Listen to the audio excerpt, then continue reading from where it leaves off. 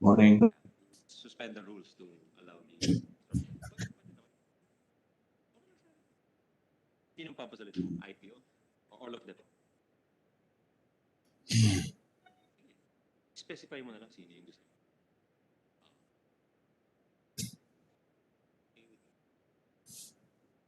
Thank you. Appreciate that. Appreciate it.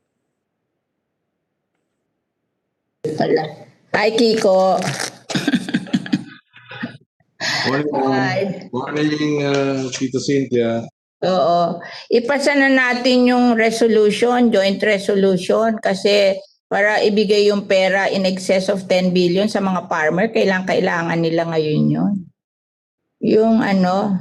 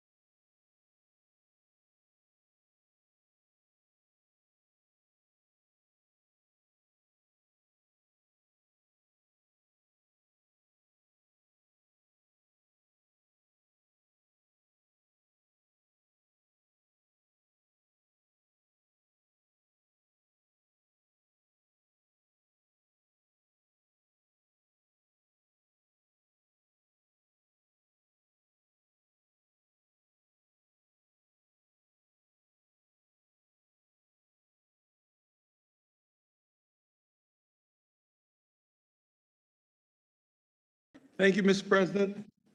Mr. President, today, a pleasant good morning to everyone. Today, we will be taking up the budget of the Department of Trade and Industry.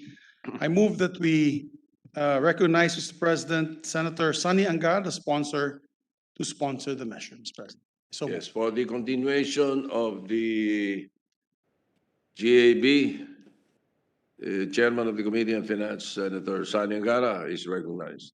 Thank you, Mr. President. Good morning to all our colleagues. Thank you, Majority Leader. We're ready to accept questions on the budget of the DTI and attached agencies, except for TESDA, Your Honor. Mr. President, on the list, first to interpolate a distinguished colleague from Pampanga and Republic of the Philippines, Senator Francis Kiko Pangilinan. Senator Francis Pangilinan is recognized. Thank you, Mr. Senate President. Thank you, Majority Leader. Again, may we request, or may we know if the good sponsor is willing to yield to a number of questions on the proposed budget of the Department of Trade and Industry. Yes, most certainly. We're happy to accept questions from our colleague, the gentleman farmer, the distinguished gentleman from Pampanga and Cavite, Your Honor, Mr. President. Thank you, distinguished sponsor. Thank you, Mr. Senate President. First and foremost, we'd like to thank the chairperson of the Committee on Finance for including in the committee report a few of our recommendations, particularly on the provisions on the preference of Filipino-made products and services. This will definitely contribute in the promotion of our local industries, especially during this time of COVID and the challenges that enterprises are facing. Just to pursue this particular point of reference regarding the special provision, may we know from the sponsor, does the DTI know what is the percentage of local raw materials required for DTI to consider a certain product to be Filipino-made?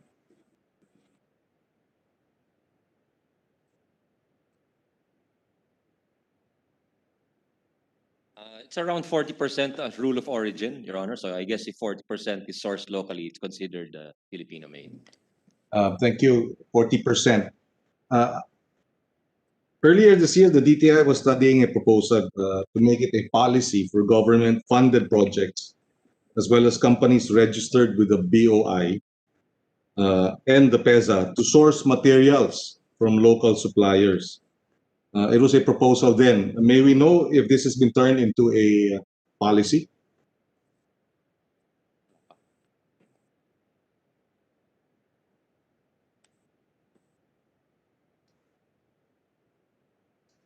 They were trying to convince the infrastructure group to adopt this, and actually, in this year's GAA, there is a provision there in the general provisions, Your Honor, or special provisions that for the government to procure locally made as much as possible, as long as the variance did not exceed 15% with the cheapest available foreign counterpart. So that was there, but it was conditionally approved by Malacanang and subject to competitive bidding and other rules, Your Honor. So that's there on the statute books, and we're happy to put it again along with the suggestions of the good gentleman in next year's General Appropriations Act. Yes, that would be good and very welcome. Right now, the general provision in the committee report only covers government as a procuring entity. So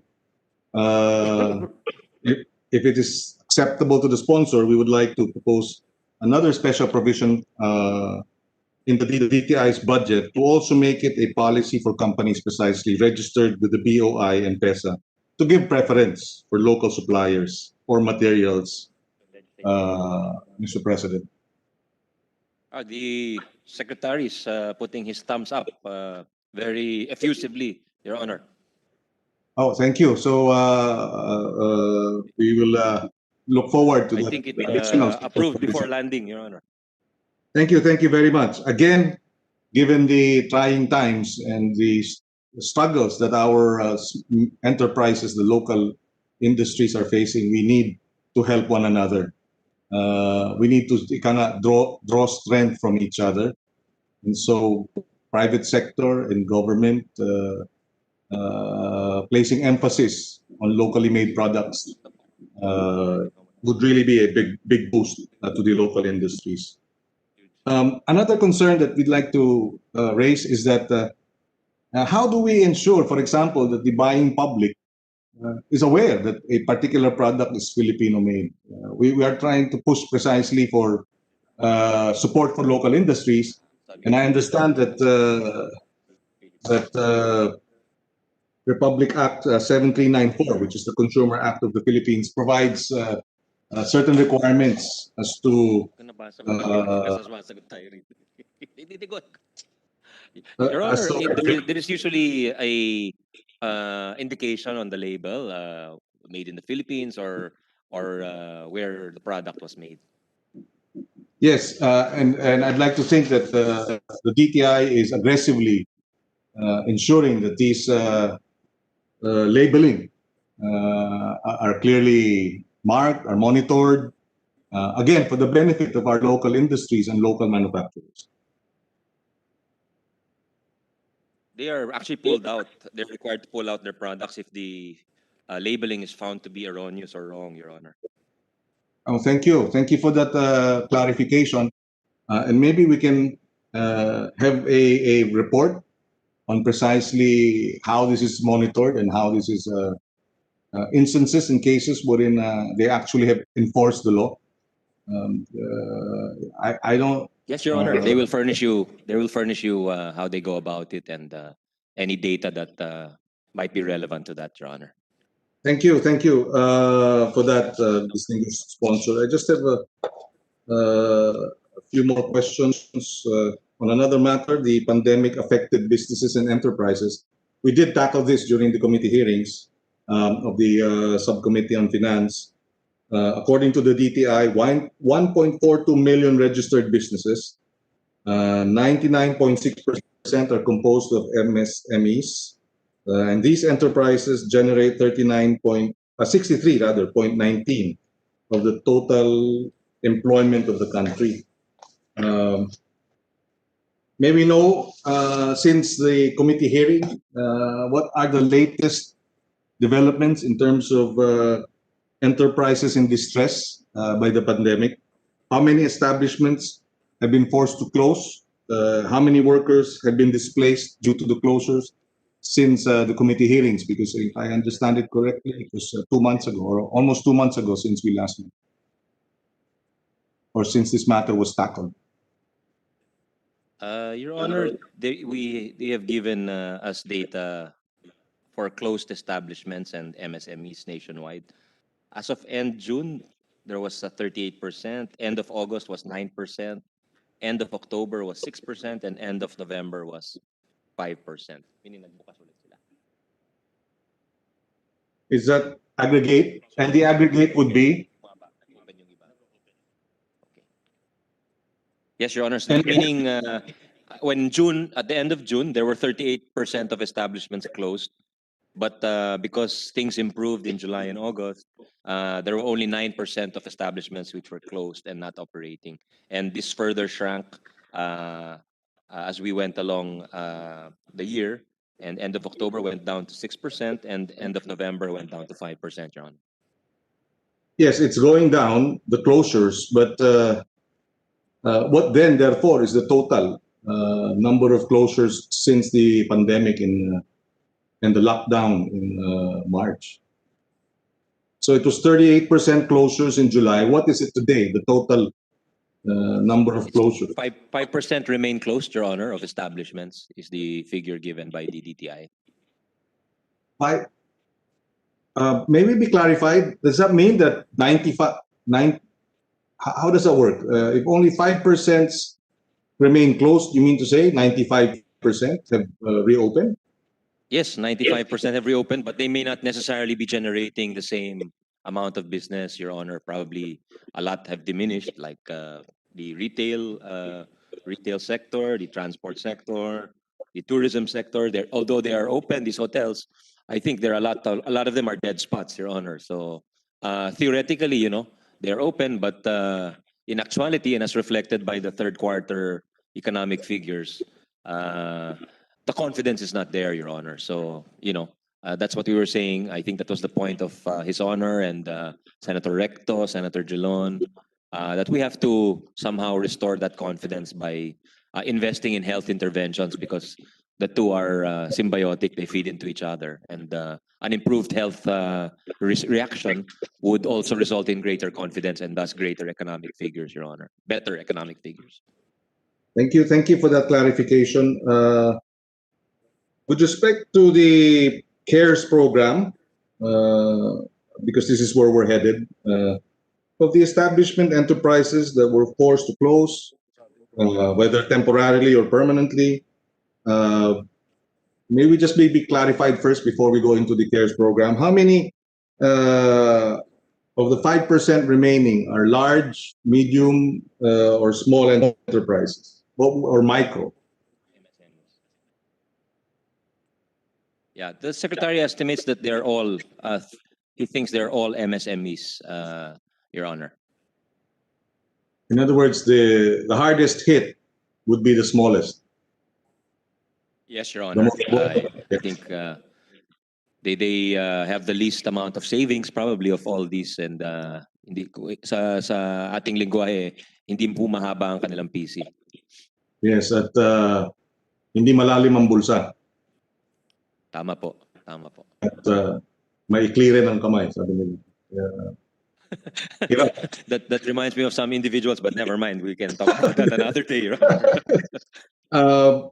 Well, the point being that, again, as has been the case in any crisis, the hardest hit are always and the most vulnerable are always the hardest hit. And these are the ones that need the assistance most. So according to the submission of the DTI, with 1 billion funding for Pondo sa Pagbabago at Pag-aasenso, or the CARES program, financial assistance in the forms of loans have been provided. What is the status of the 10 billion additional funding for CARES program under Bayanihan 2? How many enterprises have availed of the loan assistance? How many workers does it estimate? Does the DTI estimate who benefited from the Bayanihan 2 10 billion additional funding?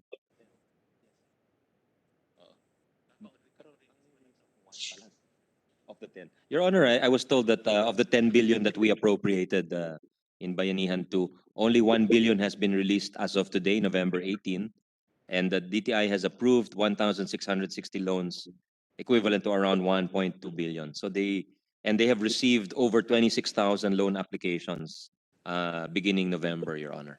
How is that So again? it's an ongoing. They hope the money can be released so they can process even more of these loans, Your Honor. How is that again? 26,000 pending applications. Loan applications.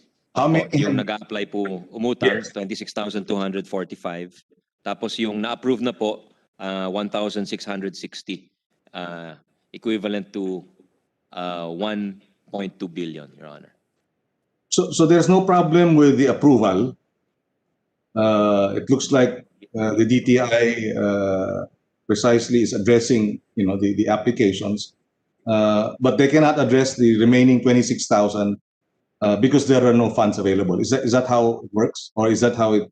Yes, Your Honor. That is a correct summary of what the DTI Secretary has told me. But they said they are quick to process, as you are suggesting. Usually, it just takes just about a week to process these loans, Your Honor. In other words, if they have the funds, the 26,000 applications can be processed immediately. Hindi yun ang By bottleneck. December, they would be able to process all of these, Your Honor. So which brings us to the basic, the question, why isn't it being released? Yesterday, we were all concerned about the 80.5 billion cash available for the DSWD. Now we're talking of 9 billion still to be turned over to the DTI for distressed companies, and we have 26,000 distressed companies crying for help. What is the reason for the delay? Your Honor, this only bolsters your the need for the resolution you were pushing for yesterday for a quicker release of funds, Your Honor. I think ito talaga maraming matutulungan. Kung isipin mo, another 25,000 establishments with probably 5 to 10 persons relying on that establishment to meet their daily needs. The impact across the economy would be greatly felt and appreciated, Your Honor. So, and also perhaps we have to also here in the Senate, we have to think of whether we need to extend the effectivity or the validity of Bayanihan 2, given that under the law, most of the provisions expire December 19 of this year. So those are things we have to think about. Yes, I was also thinking about that yesterday when we were deliberating, the need to extend. The downside of that is, in a way, you maybe, perhaps not, but are we condoning, I mean, the question is, are we condoning delays? Total, i-extend naman, kaya wag na nating pabilisin. No? That is one concern that we were thinking about when we discussed this. I think the minority leader would like to make a interjection. Yes, Yes, certainly. with the permission of Senator Pangilinan and the good sponsor. Yes, but Your Honor. First, it will be recalled that Bayanihan 2 is an emergency measure. That is why the measure contains multiple subjects which ordinarily will not be permitted in a legislation. But since it is all designed to address the emergency, we justify the hodgepodge, if you want to call it, subjects in Bayanihan 2 because it is an emergency measure. And under the Constitution, an emergency measure expires at the expiration of Congress. That is why December 19 is the expiry date. Now, so an extension of Bayanihan 2 must be examined closely in the face of this constitutional provision that it expires at the end, upon the adjournment of Congress. That's point number one. Point number two, whatever we want to do in Bayanihan 3, assuming we can do it, we can amend the, we can just amend, or we can just fit the proposed budget, which we are now discussing, in order to respond to these needs for whatever needs we have for Bayanihan 3. I think that's the faster and safer route legally, that rather than extend the Bayanihan 3. So it is in that sense that I'm bringing this, putting this on record, so that we can think clearly about it. If I would repeat, I do not discount that we may need additional funding. That is why there is a move for Bayanihan 3. But my view is that we can respond to this in the budget for 2021, which will become effective 11 days after Bayanihan 2 expires. And therefore, there may be more sense in adding to the budget for 2021 rather than extending Bayanihan 2. Thank you very much, Mr. President. Thank you. Yes, thank you, Minority Leader. Thank you for that suggestion. And definitely, there are many ways to skin a cat, and this representation is open to all ways of skinning, Your Honor. And talking about cats, I remember the saying of Deng Xiaoping, it does not matter if the cat is black or white as long as it catches the mice. And It's precisely good gentleman from Pampanga. the minority, the President Pro Tem would like to intervene. Yeah, just on the same. Thank you, Mr. President. Thank you. Certainly. Just a very quick intervention. I understand the points raised by our minority leader on the constitutional issue, but is it possible to extend only the budgetary allocations in Bayanihan 2? Just the budgetary allocations, huh? Not the other hodgepodge issues as mentioned by the minority leader earlier. No? Only the budgetary allocations. but Yes, yes. I'm Will not. that to the treasury if it is unspent? So that's one point. Huh? Okay. So maybe we can extend only the validity of the budgetary allocation. So it depends if that reverts back to the treasury. If it does not, then there is no need. Okay, that's one. No. Second, with regard to the 2021 budget, there is also an unconstitutional provision that we cannot increase the budget. But by extending the validity of the 2020 budget and extending the validity of Bayanihan 2, then in effect, there is more resources to be spent in 2021. Considering the fact that government already has borrowed essentially all the cash needed to fund the 2020 and to fund the Bayanihan 2. So sayang naman. Money is available. There is an appropriations available that is unutilized, and maybe we can extend it if necessary so that it can be used in 2021. That is the point that I'm asking the chair if that is, and the minority leader, what his thoughts are on the matter. Thank you. Yes, Mr. President. I'll give way to the smarter senator, Your Honor. No, I'll give way to this good sponsor because you're the one sponsoring this. And then after you, I can express some view. Well, I could be wrong, Your Honor, but instinctively, it's a good point by Senator Recto, our Senate President Pro Tem. But I think maybe that removes the emergency nature if you're just extending the appropriations. And then it might not, the limitation, constitutional limitation pointed out by the distinguished minority leader may no longer apply. That's one way of looking at it, Your Honor. But I think it has to be studied by some of our lawyers, Your Honor. Yes. You know, the DTI secretary or the sponsor mentioned that the DBM has only released 1 billion for the small business charity corporation, di ba? Or Yes, the DTI, no, Yes, Your Honor. in assisting MSMEs. Okay, so it's possible that up to the end of the year, hindi rin may re-release ng DBM yan.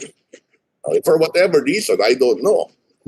I'm saying is that as a matter of policy, Congress can say that is continue with that appropriation next year. May balance pang 9 billion, sayang yun.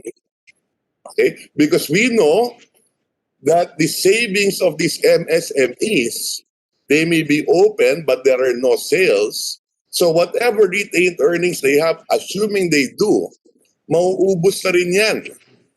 Okay? And they won't be able to pay their employees eventually. In fact, today pinag-uusapan yung can they afford even to pay their 13-month pay? The DOLE has brought those issues out. Okay? So, why not? Of course, we want them to spend it, but assuming they're unable to, and we've done this in the past, halimbawa, when we extend the validity of the 2019 budget, because government was unable to spend it. So we extended that to 2020. So more so today, sayang naman all these appropriations under Bayanihan 2, Bayanihan 1, the GL appropriations in 2020, loans have been perfected, money is available in the treasury, and our people need it. So that's all I'm saying, Mr. President. Thank you. Yes, that's well taken. Thank you, Senator Recto. Thank you. Yeah, Mr. Chairman. Well, I am prepared to, or the staff, our legal staff should study whether or not we can extend the validity of the budgetary allocations in under Bayanihan 3.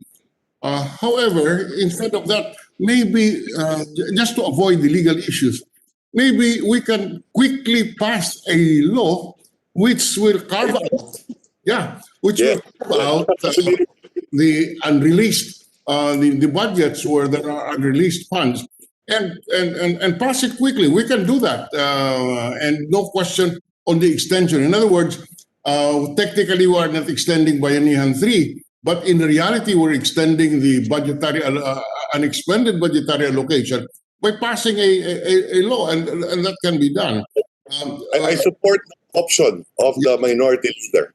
Rather Yes. than get into a debate as to whether or not Yes. we can extend. We just pass a law quickly that can be done. And in fact, also, before the session, Senator Villar was making a plea that the excess collection on the tariff by virtue of the rice Clarification. yes, certification should be extended to the farmers. And again, so that one we can also include, although it is not in Bayanihan 3. So my suggestion is let's just pass a law quickly. It can be done. It is already there. And we just, in effect, continuously make valid the authorization by passing a new bill. But having said that, and also the executive should be able to cooperate by releasing funds already when on Bayanihan 2. A classic example is what we are discussing now. You know, of the 6 billion under the Small Business Guarantee and Finance Corporation for the tourism, micro, small, and medium industries, only 1 billion has been released. So why do we have to crack our head on this legal issue when in fact the solution can be there? The taxes are, we have already approved loans.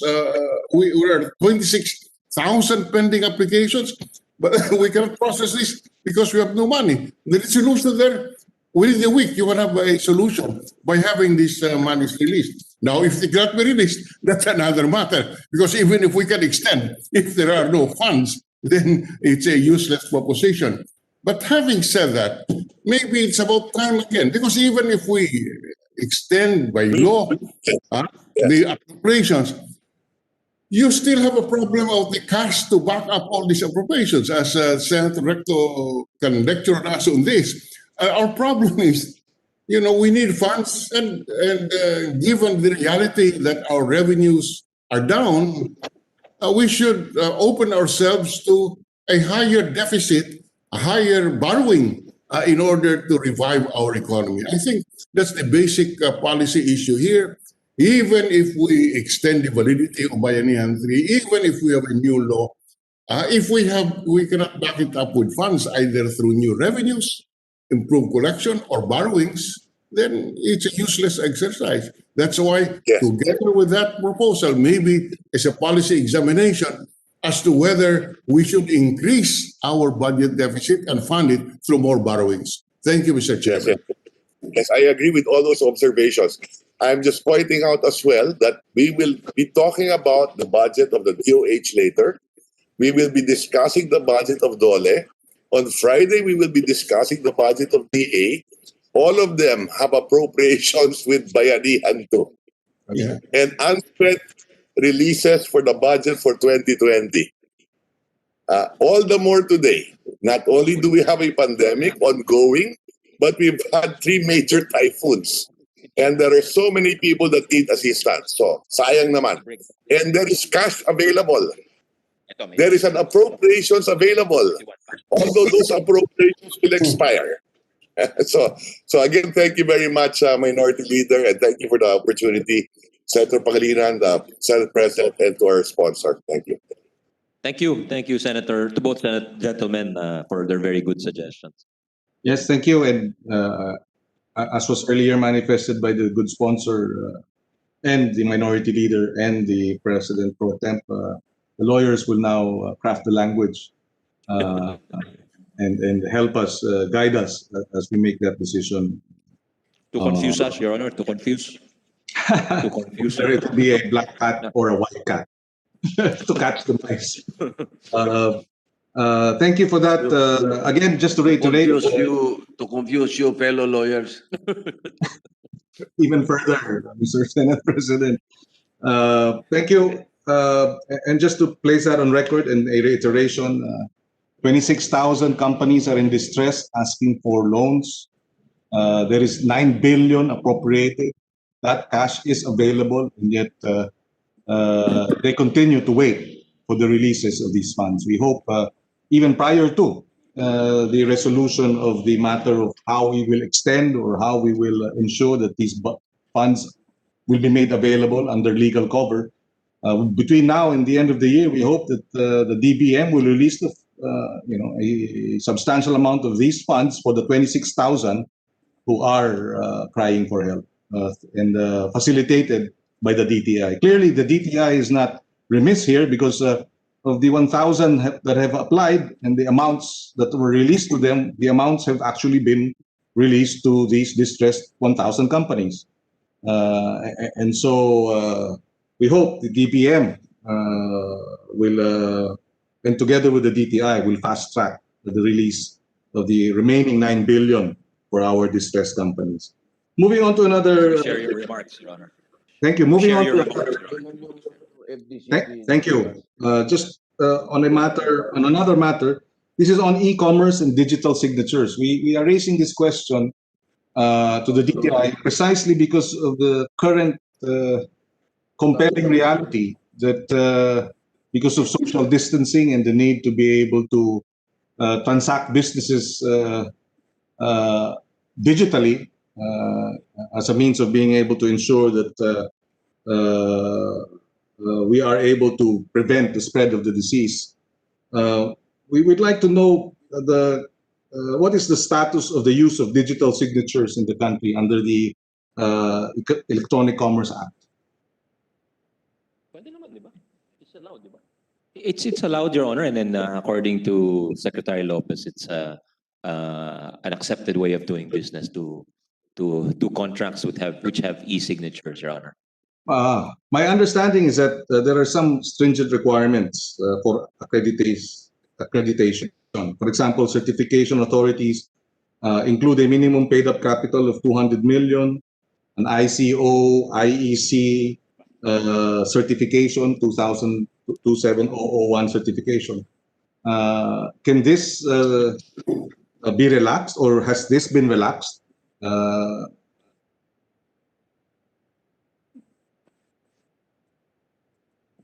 There is an IRR for Republic Act 8792.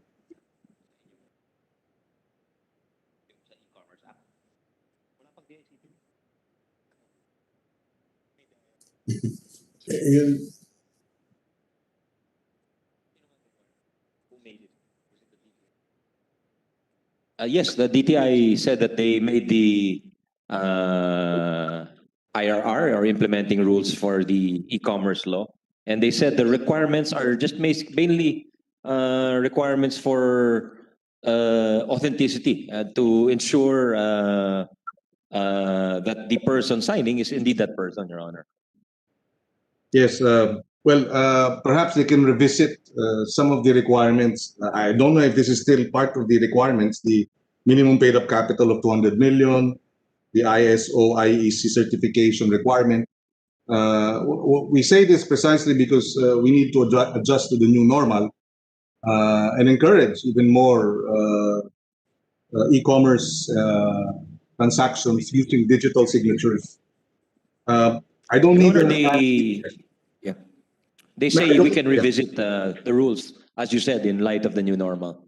Yes, and if the DTI can submit to us at least in an update report on what they intend to do or what they have done. For example, just additional questions that I don't need the answers today, but I'd like to get the response from the DTI. How many certification authorities for digital signatures have been accredited? What are the roadblocks, if any, on the use of digital signatures? What measures can the DTI take to ensure that the benefits of using digital signatures in public and private transactions are maximized? Mainly, yes, Your Honor, they will furnish you a comprehensive report on your concerns, Your Honor. Yes, thank you. To, perhaps with some ideas on how to go forward. Yes, thank you. And in recognition precisely that this is the new normal and we will have to do business differently.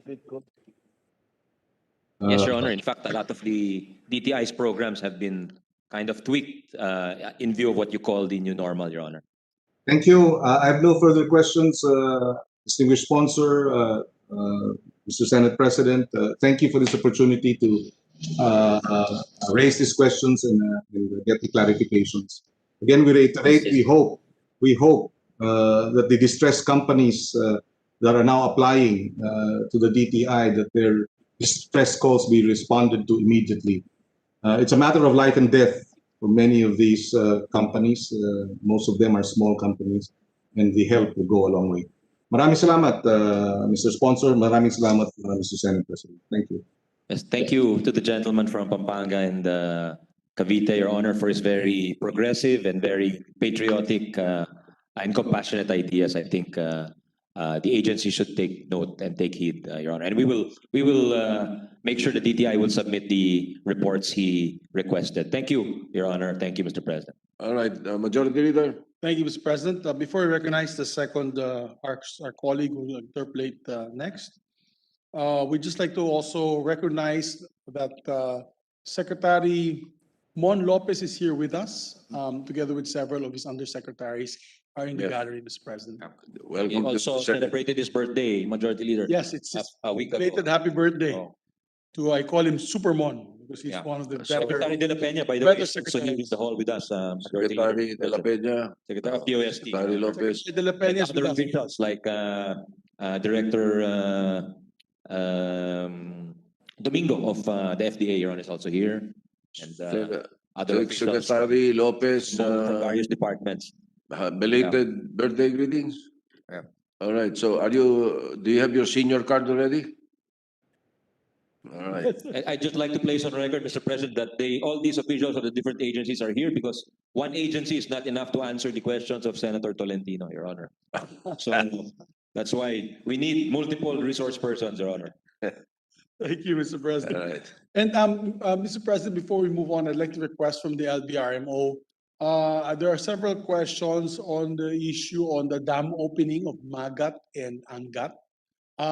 We just like to be clarified on certain issues, so maybe request LBRMO to inform, I think NIA, when NIA will need to make sure that NIA is here with us during the budget deliberations, as well as When would you like them to come, Majority Leader? is it NGCP who's handling, or sorry, Napocor who's handling Angat? I think Angat is a hydropower project.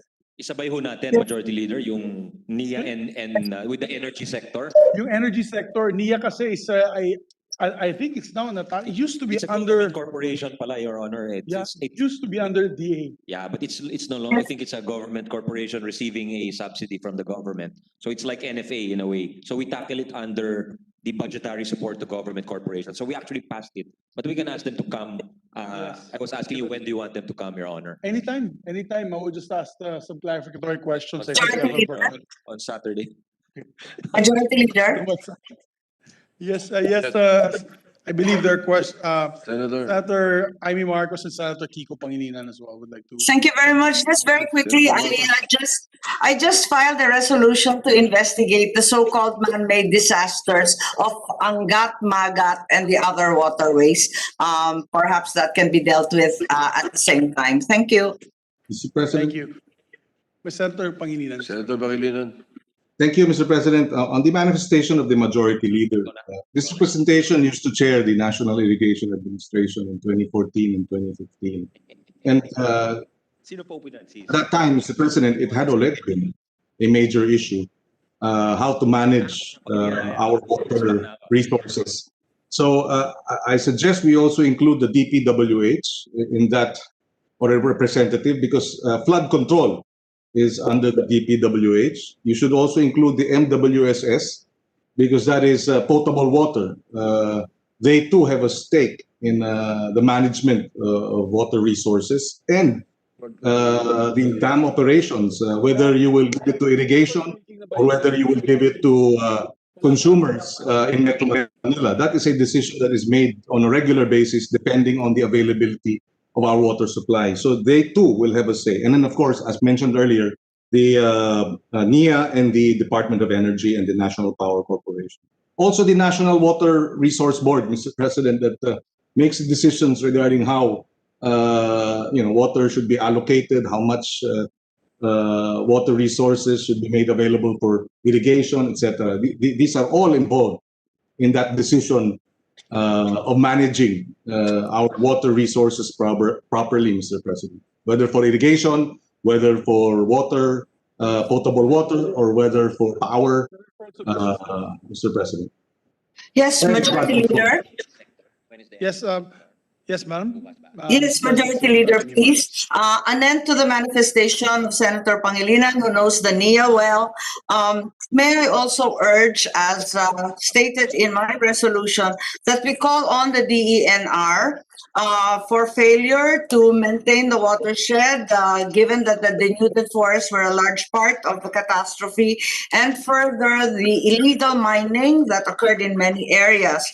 Truly, the public works, as he said, needs to be included, given that dredging of the Great Cagayan River, for example, has never been undertaken in a wholehearted and credible manner.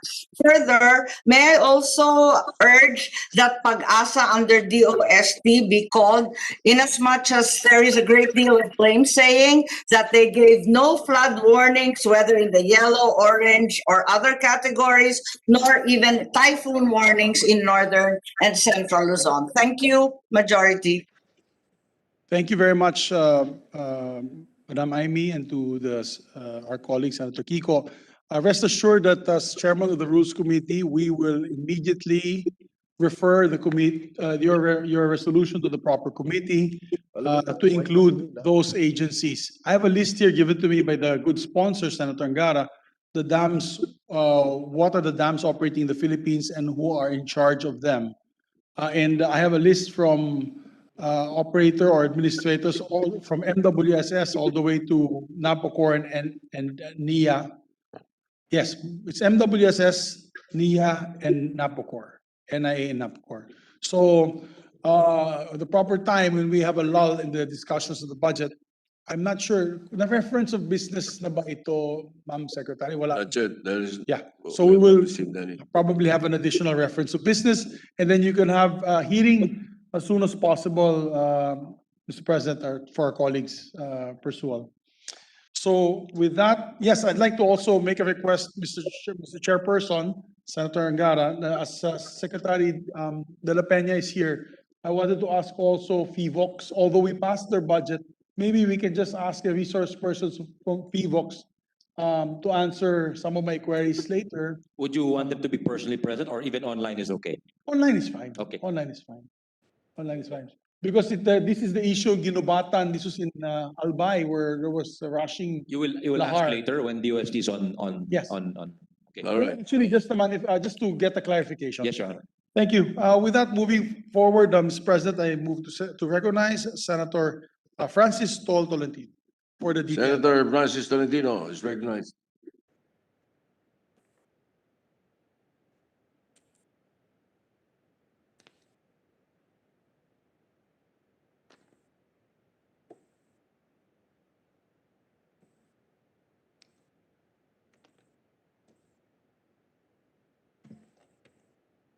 Mr. President, with the permission of the good sponsor, I move for the suspension of our rules relative to the agency under consideration to allow multiple resource persons to assist, aid the head of the department subject for today's budgetary deliberation, Mr. President. I so move.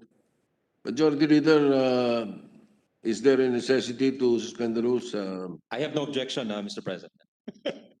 No, I mean, the Majority Leader, he knows if the rules is It has to be necessary. unanimous, Mr. President, if the minority floor leader will agree, together with those online, I see no problem. Mr. President, you recognize the minority. Why do we need to suspend the rules, Senator Tolentino? Because you want them to answer directly or?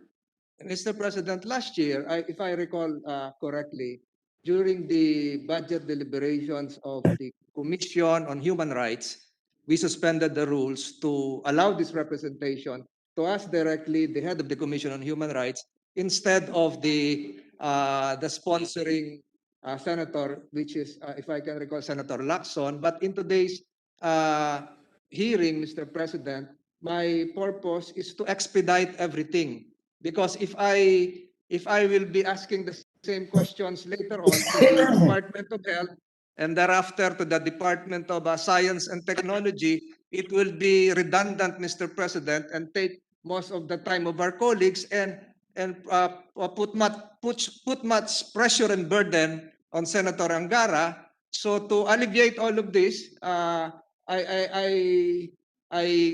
consulted with a good sponsor, and then a crisscrossing answer directly coming from the agencies that would be affected by my line of questioning would probably give more clarity to the questions as well as to the policy directions behind the budgetary allocations being proposed by the agency on deck, Mr. President. May we recognize first the Minority Leader, Senator Rilon.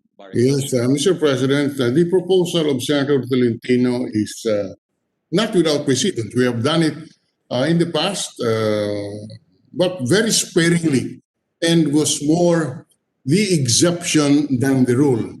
So that traditionally we have not converted ourselves into a committee of the whole, and only very few instances that I recall. As I said, there is nothing in the rules which would prevent this committee of the whole, as long as all of us, as long as there is a unanimous consent. But let me spread it to the record that with the suspension of the rules for DTI, which relatively is a simpler mandate and operation, with more reason should we have a committee of the whole of the Department of Health, the Department of Public Works and Highways, the Department of Labor, etc., etc. So I am just putting that on record. As I said, it can be done from where I sit. We have done it in the past, very sparingly. And if we convert our session into a committee of the whole for DTI, we should be prepared to convert the session into committee of the whole for the next several departments. Thank you very much, Mr. President. Mr. President. Mr. President, May I ask for 1 minute Mr. President, suspension? if I may, Yes, if I may. yes, go ahead. Mr. President, my objective really is not to convert this budget deliberations into a committee of the whole, but to allow this chamber to take advantage of the presence of our multiple resource persons who will be speaking past noon today. And I recognize, Mr. President, the dilemma posed by the good minority leader. But my quick retort to that, Mr. President, is that we are on a deep pandemic situation. And I have to disclose right now that most of my questions would relate to COVID-19. And it is not just Department of Trade and Industry that is concerned. The DOST is concerned. The Department of Health's FDA is concerned. The Office of Traditional Health Herbal Medicine of the DOH is concerned, likewise present here, as well as the Patent Office is present here. So I'm just taking advantage of that opportunity rather than dividing my questions into 1,000 cuts for a later hearing, Mr. President. That would probably not produce a coherent answer because an agency head would probably refer to another agency head, and we will not be getting a comprehensive, cohesive answer from those various heads. So I'm taking advantage of that opportunity, but as diverging from the committee of whole idea, I think probably to not circumvent, but to go around that, Mr. President, perhaps the sponsor can just sponsor the budget of the DTI, but can ask whispering questions and answers to the resource persons present here, and I think it will expedite everything and give us a very, very clear picture of what's going on from laboratory to pharmacy, Mr. President. Mr. President, Mr. Majority Leader. Yeah. Yes, First, Mr. President. before I recognize Senator Rilon, the problem is that this might be a precedent. In other words, you have many questions, And these questions can be answered by different agencies. But the procedures in the budget is we take it up per budget, per agency. department. Perhaps the issues that concern their budget, then we can proceed. No, but if there are issues that are beyond their budget, that's a different story. Now, the motion is it cannot be what do you call this? Cannot be entertained at this point because based on our rules, our rule 121, it is the committee on rules that moves for a suspension of the rules and not a single senator. So we will have to perhaps Maybe to weigh on that. take a suspension for a while and discuss Before we it. suspend, Mr. President, may I But just I add? will recognize the minority leader. Before we recognize the minority floor leader, may I just make a comment, Mr. President? No? Yes. And I support the position of the minority floor leader, is that we're doing this very sparingly. In the last budget, we only did that for Secretary Duque because precisely to discuss certain issues on the Department of Health, if I'm not mistaken. For And him to be able to answer answer directly. directly. Very important and very sensitive issues that the sponsor at that time was not ready to answer, Senator Bongo. So if we do this, my worry is the next department, baka meron pong humingi din na maging committee of the whole and suspend our rules so that the secretaries will be answering questions similar to a committee hearing, because this is during the committee hearing where that is that takes place, Mr. President.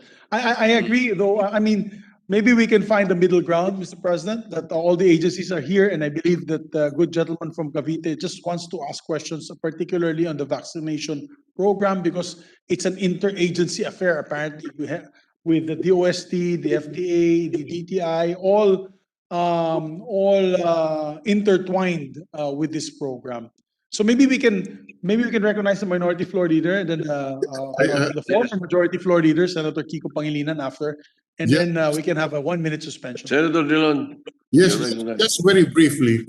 I understand the plea of the gentleman from Cavite that he wants to go around the limitations of the committee of our session and not really and allowing questions directly addressed to the secretaries without converting ourselves to a committee of the whole. The problem with the proposed solution, Mr. President, whatever that is that we must not forget that we are in a formal Senate session today. We tackle the budget as in plenary. The Senate is in session. And by tradition and by rules of the parliamentary practice, we do not allow non-senators to address the chamber. That's basic. We cannot allow non-members of the chamber to address the chamber. That's the sanctity of the proceedings. And it is only when we convert our session in a committee of the whole that outsiders are allowed to address not the plenary in that case, but the committee. I must make that distinction very clear. That is why we allow ourselves to be converted in the committee of the whole, because a non-senator is allowed to address the senators, but not in plenary session, but in a committee of the whole. That is why, while I sympathize, while we see that, for this reason, we find difficulty in agreeing to the proposal unless we are prepared to do this in every budget hearing of every committee. Thank you very much, Mr. President, for the time. Well, to top it off, the problem is that we are tackling a bill. We are tackling a particular bill. It is the General Appropriations Bill. We tackle the budget. That is the main concern. You know, so there is really difficulty in this issue, and the Committee on Rules can perhaps discuss it. No, but Senator Pangilinan, you were seeking the floor. Yes, thank you, Mr. President. Just very briefly, this representation was majority leader in the 12th, 13th, and 14th Congress, and precisely the rules, suspending the rules were done sparingly, especially during budget debates, because we all know how budget debates can be lengthy, and we do have a working deadline. And that's why precisely, unless the majority would like to precisely make that a precedent, and it will derail, it could very well derail our timetable in terms of the budget, because other senators may engage other budgets through this manner. So I support the concern raised by the majority leader, by the minority leader, and the Senate President. Not because I think the issues Senator Tolentino wishes to raise is unimportant. No, they are important. But again, President, and as well as for the sake of efficiency and practice, we should proceed as earlier manifested by the majority. The procedure is the problem. Senator Tolentino, yes, you were asking the floor. After hearing the statements coming from our experienced colleagues, and after consulting with a good sponsor who is also bemedaled in terms of legislative experience, I am withdrawing my proposal, Mr. President. But I'm still relying likewise on the wisdom of Senator Angara, the good sponsor, that he will be able to answer the questions, because these are all interrelated. And this will affect the country, not just because of the budget for this year, but the budget for next year and the year thereafter, Mr. President. That's how I feel important it is. But I bow down to the tradition, Mr. President, and withdraw my proposal, and will proceed with the budget of the deliberation of DTI. And thereafter, I will try to be present in all succeeding budget hearings relative to the agencies, which I would have really wished that we tackle simultaneously, not on the budgetary issue itself, but on the policy issues behind the budgetary proposal, Mr. President. So I so withdraw, Mr. President. All right, thank you. We wish to thank Senator Tolentino for that, and I'm glad he made the statement that he will be present in all the budgets of the forthcoming, because sometimes it gets lonely here at But night. he's requiring Senator Bato de la Rosa to be together with No, him, Your Mr. Honor. Mr. President, if I may correct, All the agencies, Your Honor. clarify, I will be present for physically for the agencies that I would have asked today, Mr. President. But I will be around, Mr. President, just as I have been around since the start of the pandemic, Mr. President, now joining you in all Now the sessions. you have saddened me again. Mr. President, maybe he can ask them in the other agencies. No, I'm just kidding. I'm ready to Majority leader. answer Majority the colleagues' questions, Your Honor. With that, Mr. President, I thank the good gentleman from Cavite, and we withdraw our move to suspend session. We have come up with an amicable solution, and I think Okay. the sponsor, Senator Angara, is willing to answer all queries on that particular issue anyway of Senator Tolentino. All So right. we may proceed. Senator Tolentino, you have the floor. Thank you, Mr. President. Thank you for your kind words, Mr. President, and with the permission of the good sponsor, would yield to some questions. Again, my earlier thesis would have been from laboratory to pharmacy, Mr. President. And I direct these questions, Mr. President, if the good sponsor will allow. Yes, absolutely, Mr. President. I know how assiduous our colleague and friend is in matters. He was the first to raise the issue of the cold chain for a vaccine, Your Honor, even before our departments were talking about it. So I acknowledge his vision and foresight in these things, and I trust his questions are always relevant, Your Honor. Yes, Mr. President. I direct this question to the DTI, specifically to the Patent Office family, Mr. President. And I'm sure they are around. Mr. President, I have scrutinized the budget of the DTI, and it would appear that the Patent Office does not have any allocation at all, Mr. President. Is that a correct assumption?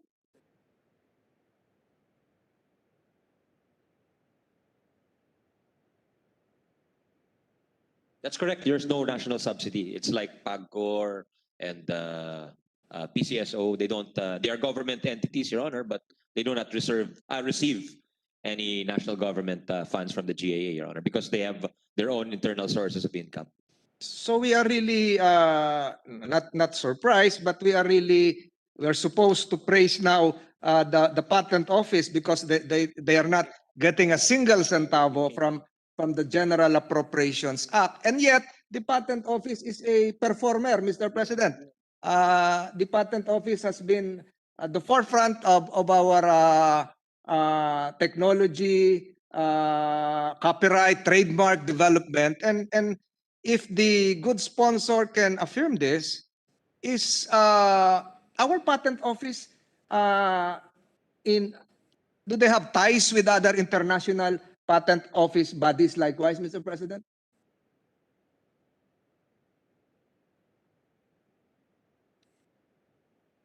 Yes, they're members of the WIPO, World IPO, Your Honor, and the head of the IPO tells me that they are members of, or they have ties with both multilateral organizations and bilateral. They also have bilateral ties, Your Honor. Thank you, good sponsor. And the reason why I'm asking that question is I think even the Secretary is very familiar with the World Trade Organization, and that WTO treaty was ratified by this body years ago. It's now part of our statutes, and one of the annexes of the WTO World Trade Organization treaty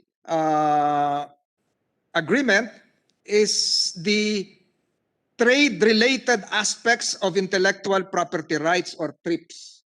Is it correct? Are we still active on TRIPS as a member?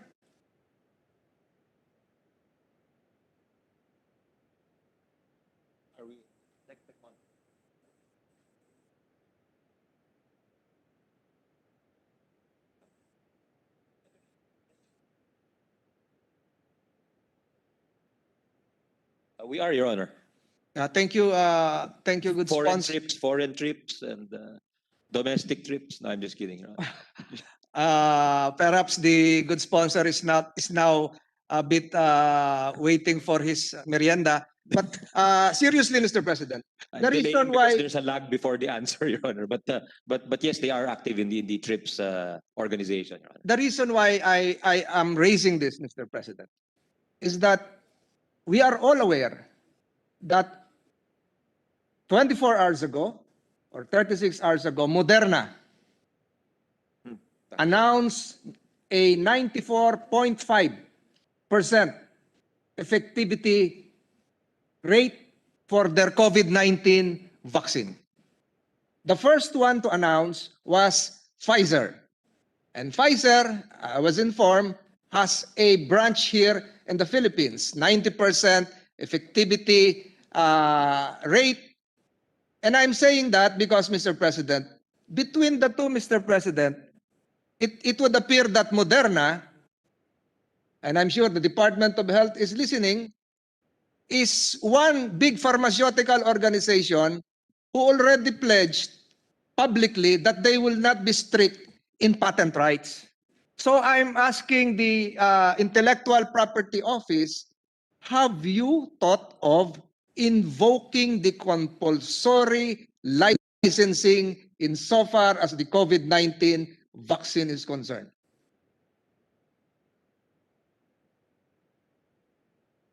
He's saying it will be initiated by the DOH, Your Honor. So the next question is, have you consulted with the DOH, who is seated right beside you?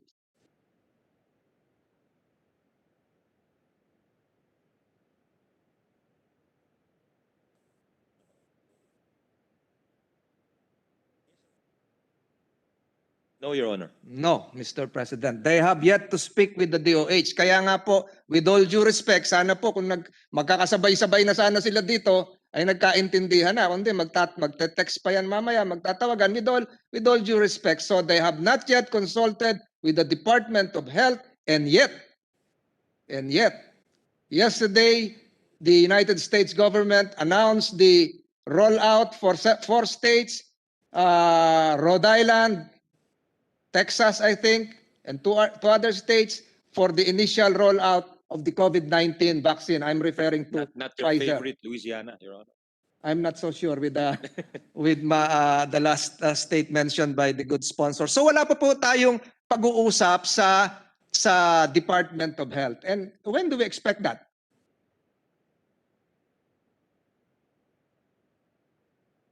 Are you part of it? Are you all part of it? You're not part of it. There is a TWG on vaccine development, but unfortunately, the IPO is not part of it.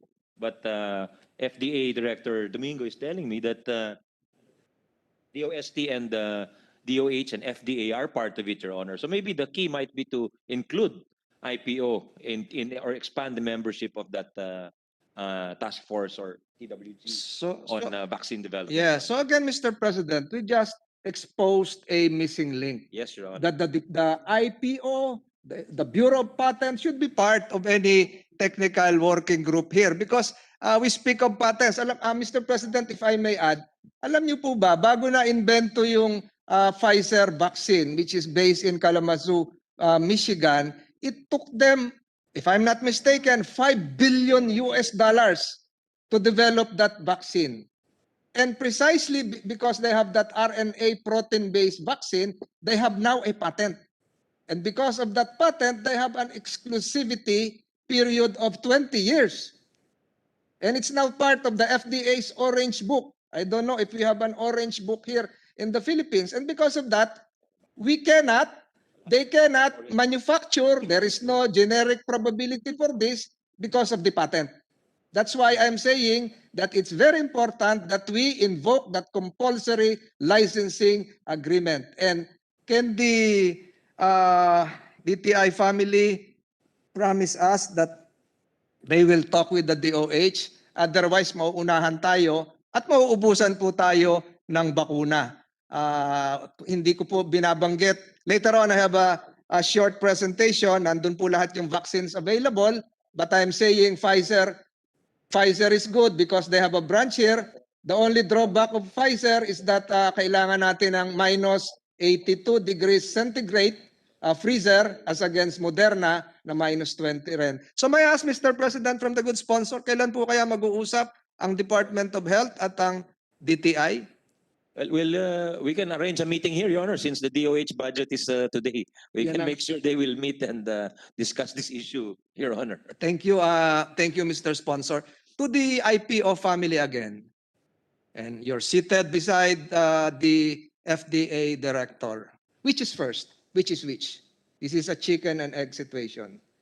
If I develop a vaccine or any molecular drug, which should I aspire to have first? The patent or the FDA certification or approval?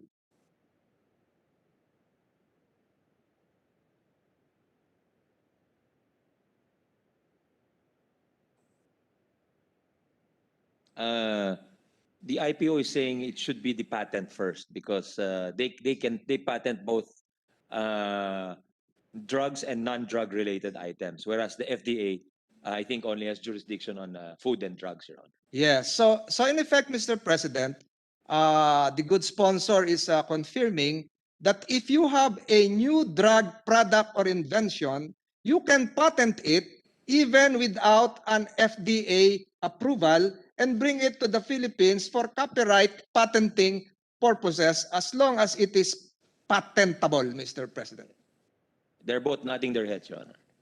So my next question, Mr. President, since a drug can be patented and later on DOH and DTI will talk under the auspices, mediation of the good sponsor, my question is the manufacturing process patentable? Is the manufacturing process, how to produce the drug, how to produce the molecular drug, the COVID-19 drug, patentable, the vaccine?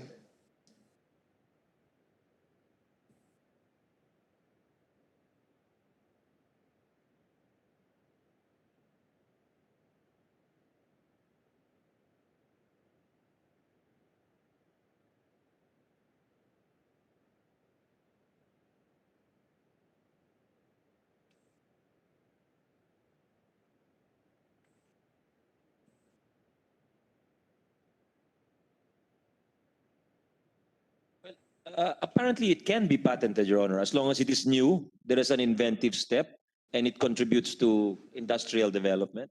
Then those are the requirements, Your Honor. So I agree, Mr. President. That confirms my earlier notion that it is not just the drug, but even the manufacturing process itself is patentable.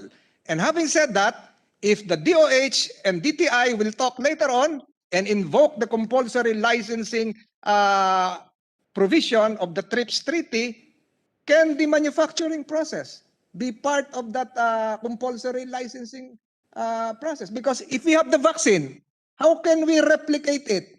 How can we mass produce it? Kasi ang ibig sabihin po ng compulsory licensing, if I may say this in Tagalog, baka para maliwanag, hindi tayo nag-imbento, gusto lang natin i-produce dito, kahit po walang permiso ang Moderna at Pfizer, pero paano naman natin gagawin? Pwede ba natin kopyahin din yung manufacturing process? That has been a century-old secret of Coca-Cola, that even the manufacturing process of Coca-Cola in Atlanta cannot be copied or reverse engineered, Mr. President. Only a few individuals know the secret Yes. to Coca-Cola. Pwede ba? Pwede.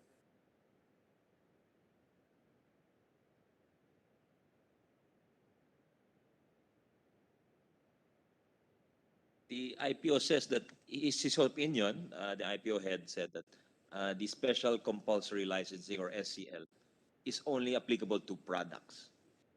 So the product would not include the process. Yes, So Your if I agree temporarily, I think, Mr. President, in the conversation to be mediated by the good sponsor between DOH, DTI, they should include DOST. Your Honor, I just said they could meet. I did not say I would mediate, Your Honor. I'm not the United Nations. They could include DOST because DOST is more on the technological front in terms of developing processes, manufacturing or non-manufacturing, or even non-consumer-based processes, if I'm correct. Yes, Your Honor, yes. Kaya nga gusto kong sama-sama na yung lahat pong ito, Mr. President. And to make a sidestep in terms of basketball, Mr. President, which is the favorite game of the good sponsor, I realize, and Senator Bato is laughing now. I realize, Mr. President, that we have in our midst right now, also part of the DTI family, the PESA, Philippine Export Economic Processing Zone Authority. Economic Zone Authority. And I'm very familiar with PESA, Mr. President. This is still part of this plenary conversation. PESA is here. May I know from the good sponsor, if there is a PESA in Cavite, my home province, and if I can reminisce the exact figures, 1.5 billion pesos is remitted to the provincial government yearly, and this would encompass the towns of Rosario, Tansa, Silang, Kawit, Imos, Dasmariñas, etc., etc. Napakalaki po yon.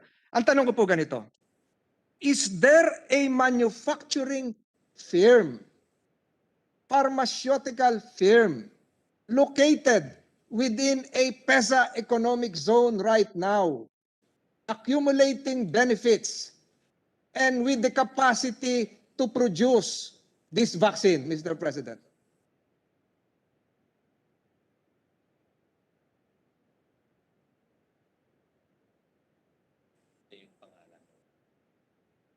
Before you answer, Mr. President, may I know the budgetary allocation for 2021 of PESA, Mr. President? They don't receive any subsidy, Your Honor. They're self-sustaining. But they will accept whatever you give them, Your Honor. So, Mr. President, again, I am very surprised that these two performing agencies, the Intellectual Property Office and the PESA, are not receiving a single centavo from the national government. And yet, we are tackling their budget because for purposes of policy determination, they play a very crucial role. Mr. President, can I have the answer? The answer as to the manufacturing, Yeah. there is none, Your Honor, but according to Director Plaza of PEZA, there is an investor who has signified his intent. This is a pharmaceutical company from Saudi Arabia, the Basha Air Adawa, to invest $30 million, Your Honor. And they're now doing the due diligence, but they are waiting for the outcome of the Create bill, Your Honor. So, Mr. President, I see my staff flashed on the screen the Cavite Ecozone locators. That's beside the point. Siguro alisin mo na, baka pati ako malito dyan. Oo. So, my point here, Mr. President, Okay lang. is Flash that ka lang ng flash.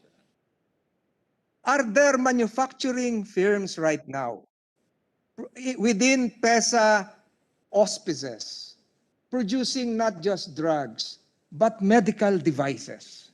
Medical devices are very important, Mr. President, and I now refer to our ventilators. I refer to our dialysis machines, among others.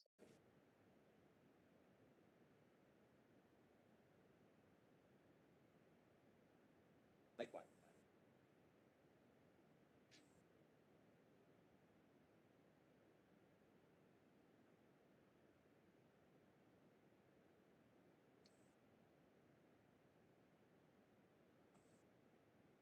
Yes, Your Honor. There are companies like IMI which make ventilators. There are companies which produce thermometers in Laguna, Your Honor. And Masks Mr. and PPEs as well, Your Honor.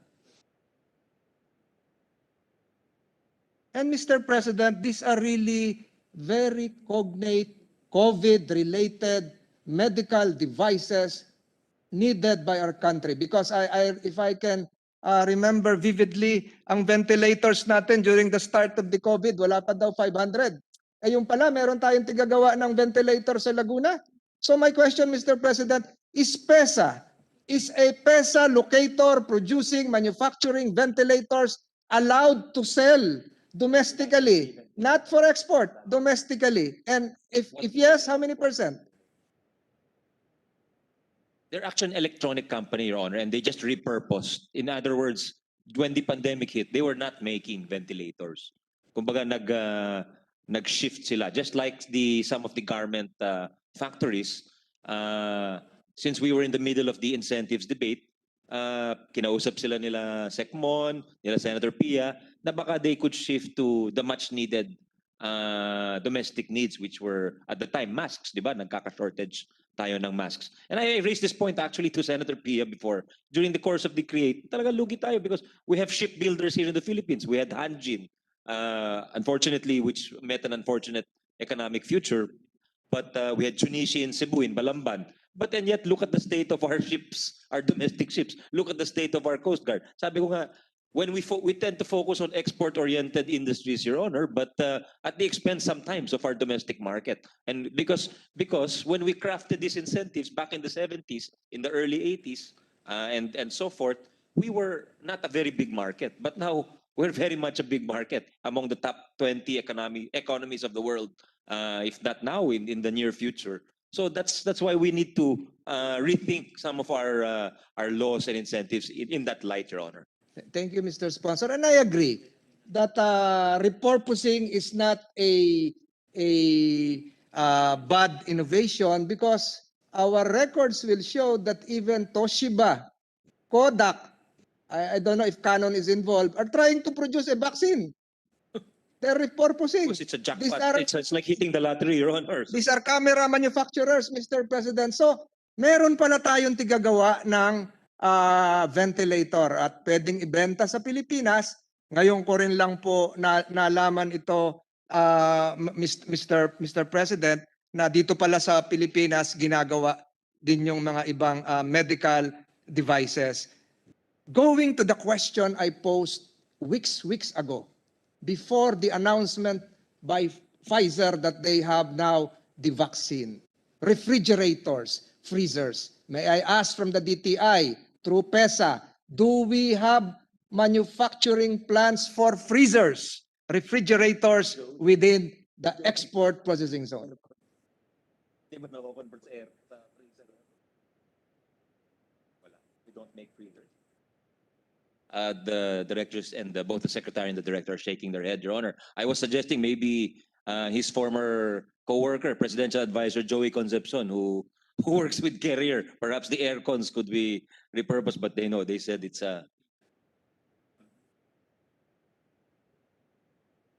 yeah, they're for regular refrigerators and freezers, Your Honor. They have that technology, but that's more of like -20 Celsius.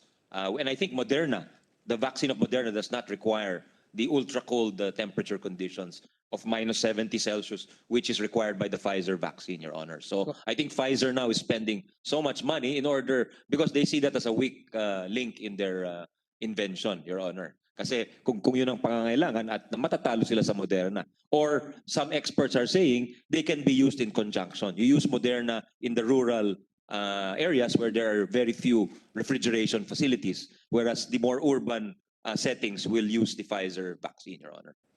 Correct, Mr. Sponsor. I agree. And aside from that, it's not just the refrigeration aspect, but even the vial that Pfizer has to produce has to withstand that -82 degrees centigrade temperature. But I again, in the long run, as we go along, perhaps next year, they will be able to improve their temperature requirements. So wala pala tayo. Perhaps, Mr. President, if the good sponsor during his mediation process with DTI, DOH, and DOST can ask the DOST to invent a freezer that can accommodate for the rural areas, perhaps reconfiguring an air conditioning system to become a freezer and be able to adapt that requirement, Mr. President. The good secretary is here, perhaps. He will do it tomorrow, Your Honor. I think if the brightest minds are challenged, Your Honor, I think it stands to be tolerated. But I must note, under the Create Bill, there is under the third tier where any new invention is given the most generous incentives. So something like that would fall under that tier of incentives, Your Honor. With due respect, Mr. President, Although the President, I know, is not in favor of the Create Bill. She's in favor of the status quo bill, Your Honor. No, Mr. President, I was referring to the facial reaction of the patent office head that if you upgrade an air conditioning system to be a freezer, that's not a new invention. That's not a new invention. It is not novel. It is a prior art. It has been disclosed. So how would you term that? Buti nandito yung patent office. If they invent something, how would you term that? Ginawang freezer yung air conditioning system. Is that patentable? Your Honor, you're referring to the patent criterion, but I'm referring to the bill, the Create Bill criterion, which does not require a patent. It must just refer to a new technology. So I think it depends on how the authorities will construe that. If they construe it loosely, there is no requirement for a patent, Your Honor. So again, Mr. President, the question here that will be continuing is that if a new product is developed by the DOST, with or without the patent, you utilize your compulsory licensing agreement. The patent of Kundura, the patent of Kelvinator, the patent of GE, among others. Diba? So kaya maganda nandito kayo na Senator IPO. Subiri is not aware of Kelvinator, Your Honor. So he is saying it is indicative of something, Your Honor. No, it's not meron pa namang Kelvinator. It's not a Jurassic invention, Mr. President.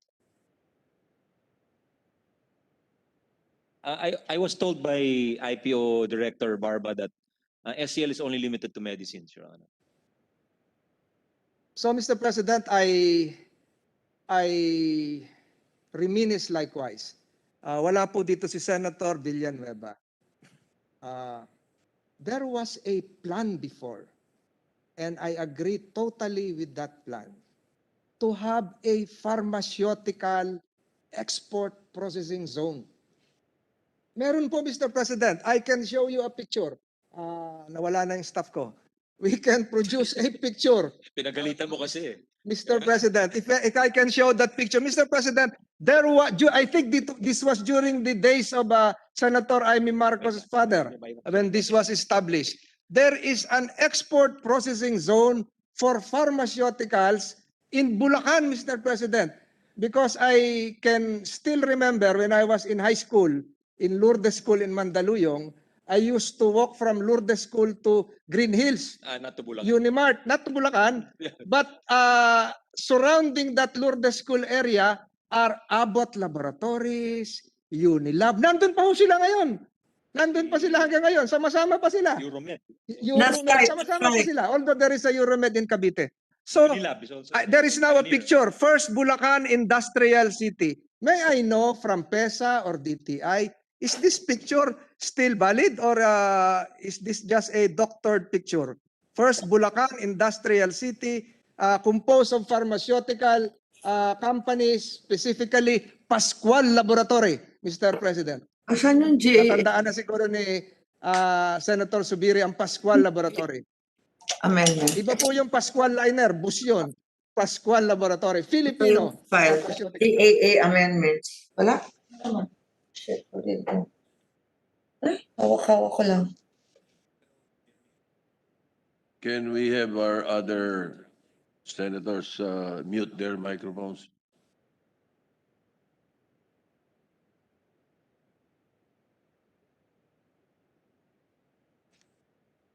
It's existing in Malolos, Your Honor, and they're making medicines. Yes, President, Your Honor. We have a, It's a BOI registered. as confirmed by the good sponsor, there is a pharmaceutical manufacturing zone in Bulacan, sana po hindi binaha, that probably predates the manufacturing zone of Vietnam or even Thailand. Kaya kung meron pong nauna sa gamot, Pilipino po yung nauna. And I guess the DOST can help us in their research and development. What I'm trying to arrive at, Mr. President, is this. We have the skills, we have the laws, we have the talents, we have the resources to group all of this together, not reinventing, not re-engineering, reverse engineering a new COVID vaccine, but putting in place a proper and more accessible distribution system for all Filipinos. And that can be done through the help of IPO, PESA, DTI, and perhaps, to my last point, FDA, Mr. President. Amen to that, Mr. President. And I think he DOST. should end his interpellation on that brilliant. Hindi pa, Speech marami on- pa to. Marami pa to, Mr. President. So, Mr. President, Sayang, it was on a high note, Your Honor. I don't know if you can reach that note again, Your Honor. later I will. The good sponsor is trying to distract me, but Mr. President, I will forge ahead. He is now in connivance with the majority leader, but I will forge ahead, Mr. President. Mr. President, Magaling, boss. Mr. President, the IATF issued a joint circular with the ILG and DOH and the rest of the members of IATF appointing, designating DOST to be the gatekeeper for vaccine COVID-19 clinical trials. I will ask this question again. Yes, sir. And Secretary De La Peña, our birthday boy, can probably prepare the answer. My question is this. Bakit po... Ikaw yan. Hindi pa birthday? Tapos na. It's Secretary Mon's birthday last week, Your Honor. I'm sorry. Yeah. Yung bagyo. But he's still accepting gifts from. If you want to give, Your Honor. I was again distracted. So they were designated to be the point agency in charge of COVID-19 studies, Mr. President. My question that I will ask later to FDA and Secretary De La Peña, what is the difference between clinical trials and clinical research?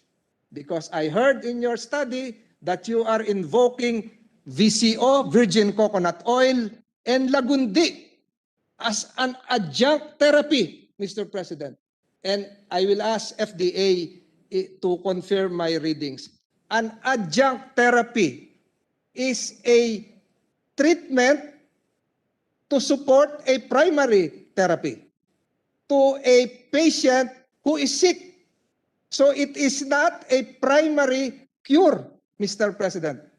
So when you refer to, no offense, with due respect to my former colleague in the cabinet, Secretary De La Peña, when you refer to an adjunct therapy, you are referring to a supportive therapy. Doon po sa mga sa Santa Rosa, Laguna kasi kayo hospital, doon po sa mga nagiinuman sa Laguna, yung pong adjunct, pulutan po 'yon.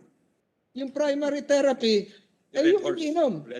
Di ba? So, ano po yung ginamit na primary treatment doon sa ginamot ng virgin coconut oil sa Laguna? And we have a hefty budget for that.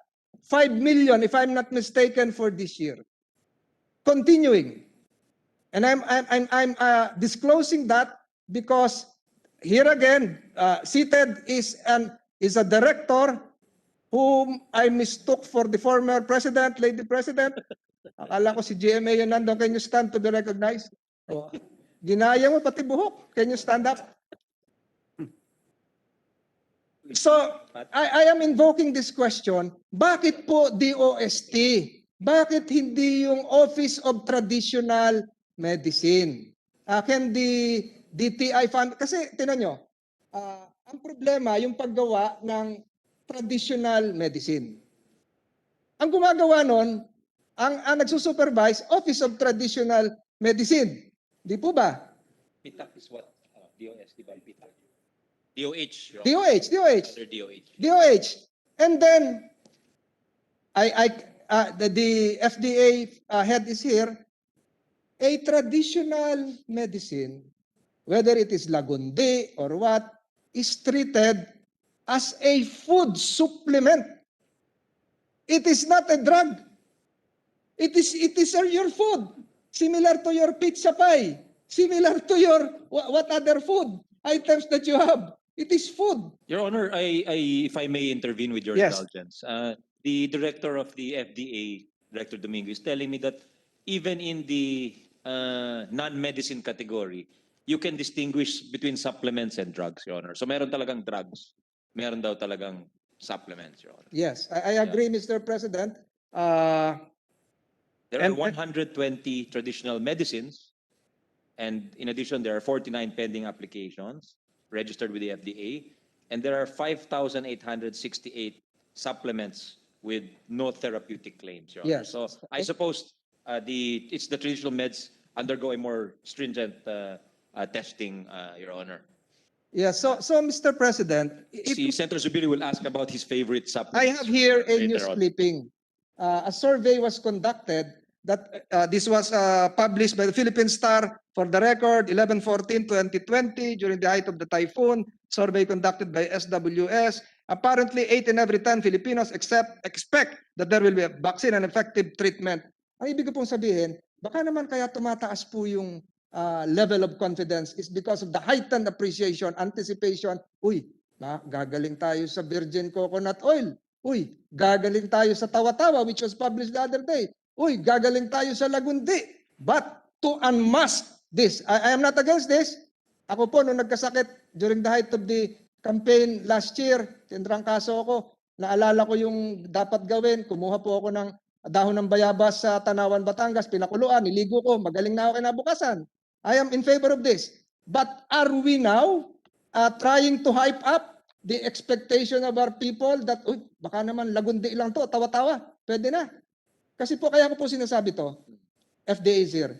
Baka naman hindi kailangan ng clinical trials ng virgin coconut oil. Baka naman pag may lumabas na bagong produkto, I have here samples, a bag full of them, Mr. Sponsor, baka sabihin ni Patent Office, hindi na kailangan yan. I have a bag full of here, Mr. President. Senator Bato is an expert in oils. Yes, this is a bag full of baby oil kay Senator Bato. Mr. President, again, I was distracted by the good sponsor. I have here a Guyabano capsule. And I'll be, for the record, I will be handing this.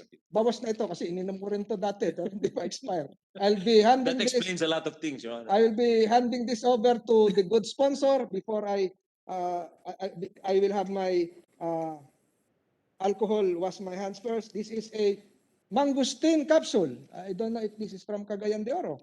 So, or Bukidnon. Marami na po nito eh. Yeah. But my question is this. And this will tie up with what the DOST is doing. Kailangan ba pag gumawa ng ganito, magkaroon pa ng clinical trials?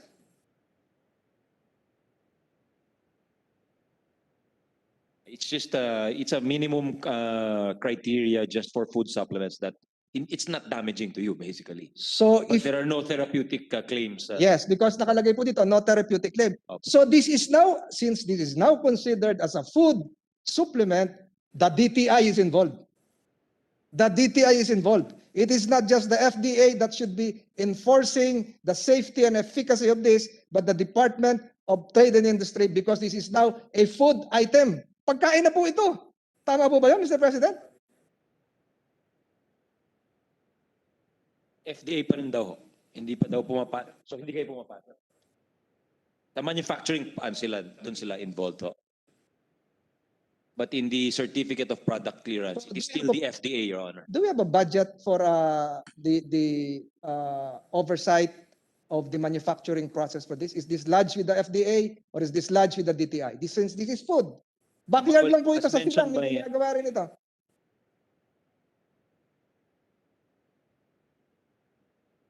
The FDA licenses both the manufacturer and the product, Your Honor. I accept, Your Honor, for the record, the Guyabano and Mangosteen capsules from Senator Francis Tolentino. So the answer is this. I'm waiting for the oil, Your Honor. These are Senator food. Supir is waiting for the oil.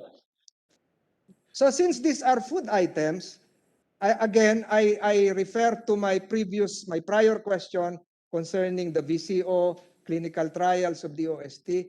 Should it have been lodged better with the proper Office of Traditional Medicine of the Department of Health? Which one ho? Yung Yung VCO? ginagawa na, with due respect to Secretary de la Peña, he is overburdened. The majority leader will ask questions concerning floodgates of the Magat Dam, etc. He's overburdened. Di ba dapat ang budget ng development of traditional medicine is with the Traditional Medicine Office? There is a tama law passed by this Congress in 1997. Tama po ba yun?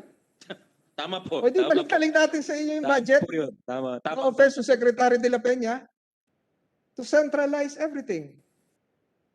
You agree, ma'am? So we exposed that flank. Again, Mr. President, I am very interested in the enforcement powers of the FDA. I asked this several weeks ago. Bakit po lumabas itong COVID-19 drugs, which under the law should have a Filipino or English translation leaflet inside? Chinese characters po lahat ito. I asked you, Director Domingo, with all due respect, but this is not, I'm complying with the rules. Ang nakalagay po dito, when I asked you, OTC. Sabi niyo po, brand yung OTC. Kahit saan ko po tanungin, OTC would mean over the counter. Paano po magiging over the counter itong ganitong COVID-19 drug? And I'll hand this over to the good sponsor. He is saying that is a contraband version, Your Honor. Because what they license is the English. Yes, Your Honor. So, someone will escort you outside, Your Honor. When you... So, may I ask, Mr. President, is there an agreement between DTI and FDA as regards the enforcement process? Because in the FDA family, we'll ask later on during the proper budgetary consideration of DOH, there is an enforcement unit. Apparently, no offense again, with all due respect, parang mahina po yung ating enforcement unit. Dapat kaya, during that mediation to be spearheaded by the good sponsor, pag-usapan na rin yung enforcement. Alam niyo kung bakit? Several weeks ago, and I reminisce again my childhood days, biglang lumabas sa news, yung tuwing meron kaming mga handaan sa Cavite, kahong-kahon na renal liver spread, panglahok sa mga pagkain ng mga politiko. Lumabas sa news yung renal liver spread. Dala ko po dito. Hindi po. Renal liver spread has not been approved for the last half century by FDA. Ay bata pa ako, ito yung palaman sa tinapay. So again, it reflects the sad state of the enforcement division of the Food and Drug Authority, and probably with all due respect to my good friend Secretary Lopez, paano nyo binabanta? Paano nakalusot ito? Baka yung maling hindi pa ho registered. Baka yung Hans Pork and Beans, baka hindi registered. So paano natin mababantayan to? Di ba?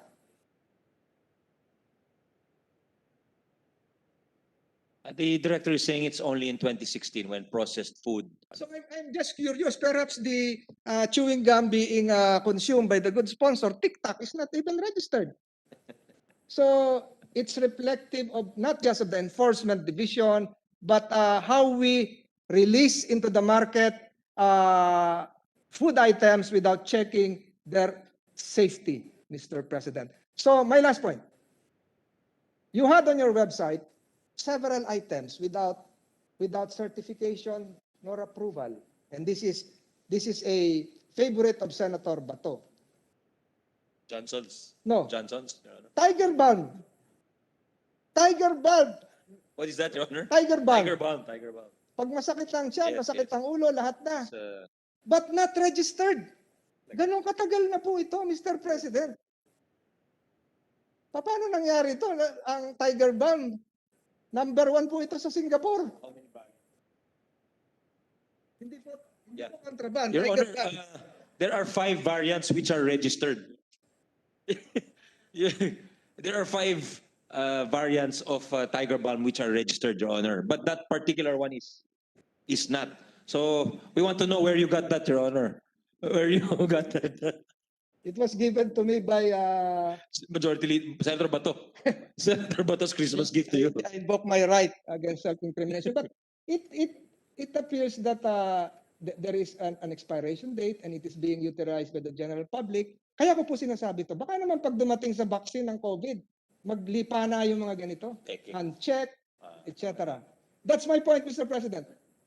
Baka maraming mga dumating na vaccine, kanya-kanyang klinika na, kanya-kanyang injection ng Pfizer, Moderno na ho yung pangalan, hindi Moderna, Moderno. Tapos mapahamak naman yung mga kababayan natin. But this is a sad state of our enforcement division. So I really feel, Mr. President, that if we have to add a budget for enforcement, it has to be FDA. Tsaba kayo, ha? FDA. Mr. President, kung may confirm, maraming kababaihan dito, Pantene shampoo is not registered. Pantene. Can you confirm that? Well, he says there are many variants. So it's possible one variant is registered, but another variant was... It's the famous brand, Mr. President, Pantene.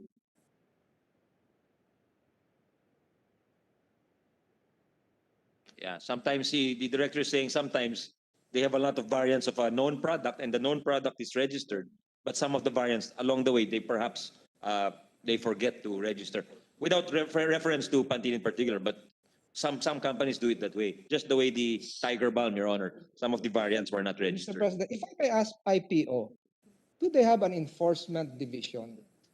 Because apparently they're the ones compiling not just the features, the color of a product. For instance, Senator Bato is very familiar. If it is a Viagra, it's light blue. You cannot have a Viagra that is orange. He said he's not familiar, Your Honor. He does not need it, Your Honor, according to him. No. Do they because apparently I'm taking too much of your this committee's time. Apparently, the issue is the color. The color is on file with the patent office. That's why they have to coordinate. Yeah. The details of the packaging, the color, as you mentioned, are on file on both the patent office and the IPO, Your Honor. So what we need is proper enforcement. Well, yes, Director Domingo admits that sometimes they rely on the police and then local officials because of their inadequate manpower. I still have so much items to tackle, Mr. President, pero pinapagod ako ni good sponsor. One last point, Mr. President. And this has something to do with nawala na si Secretary de la Peña. Rosuvastatin compound. Rosuvastatin compound is very, very expensive. The medical lexicon for this is Heteriogosis familiar hypochlorhydramylia. Shortened Crestor. Cholesterol. Crestor. We asked IPO. This is patented, correct?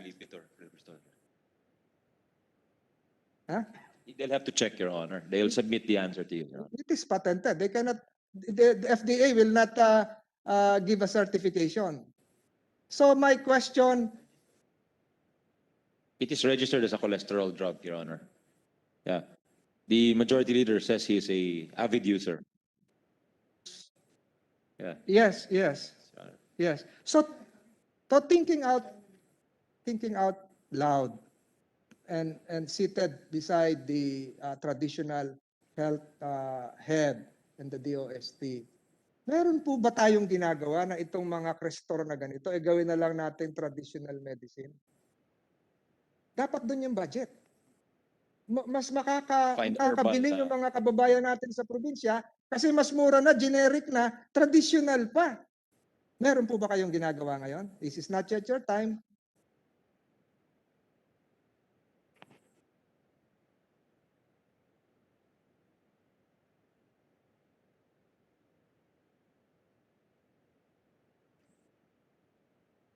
Meron daw ho silang ulasima bato, which is used to, no relation, Your Honor, which is used to treat uric acid. But wala pong equivalent yung Crestor, as you I mentioned. think I urge the Office of Traditional Medicine to focus on that. I likewise, The President is saying okay, Your Honor. I likewise urge the DOST Research and Development team to focus on this rather than the clinical trials without any offense. Alam niyo kung bakit? I asked the FDA, Mr. President here, approve na yung Moderna, approve na yung Pfizer. Bakit pa tayo magki-clinical trial? 40,000 packs na yung nag-undergo ng clinical trial ng Pfizer and Moderna. Bakit pa natin uulitin yun? Binebenta na yun. Ibebenta na. Si-ship na yun. So, I saw the list, FDA is here, I saw the list of the drug manufacturing firms planning to conduct clinical trials. Is there still a need to conduct clinical trials because we now have an effective vaccine? Bakit? Para saan yun?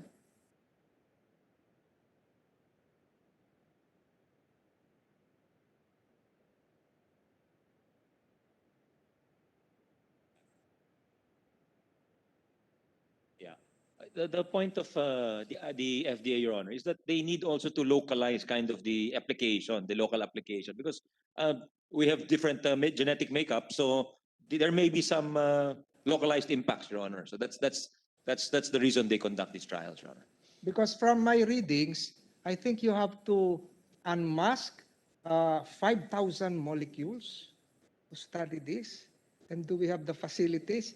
Siguro pag tinabaho natin yun na isa-isa, yung Moderna at Pfizer, 2022 na, hindi pa tayo tapos. They spent $5 billion to facilitate that in Kalamazoo, Michigan. One member of the team is a Nobel Prize winner. So paano natin baka lalong tumagal, yun po ang sinasabi ko. And I'm asking now the DTI head here present, through the good sponsor. The original agreement, and that is going to be part of the 2021 budget, as enunciated by the President, is to have a G2G transaction. Meaning to say, if it is Pfizer or Moderna, it is going to be the United States.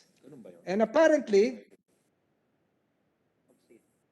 yes, Mr. President, apparently, President Trump, whatever bad points they have hurled against him, gave an upfront payment for both Moderna and Pfizer and another drug company, Johnson & Johnson's, to facilitate the production of that vaccine with the United States government having a sort of patent right, exclusive right for its distribution, except for Moderna. My question is this: since we are allocating 20 billion, and I think it's going to be the Department of Trade and Industry through an adjunct agency known as PITC, Your Honor, PITC. who will be handling the purchase.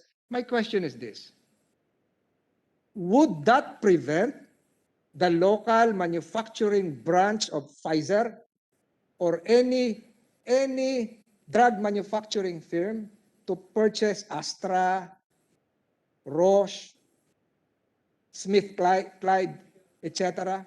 Papipigilan ba yun? Because under the FDA law, anybody can import. Anybody can import. It's not. They're allowed, Your Honor. They're allowed. Yes.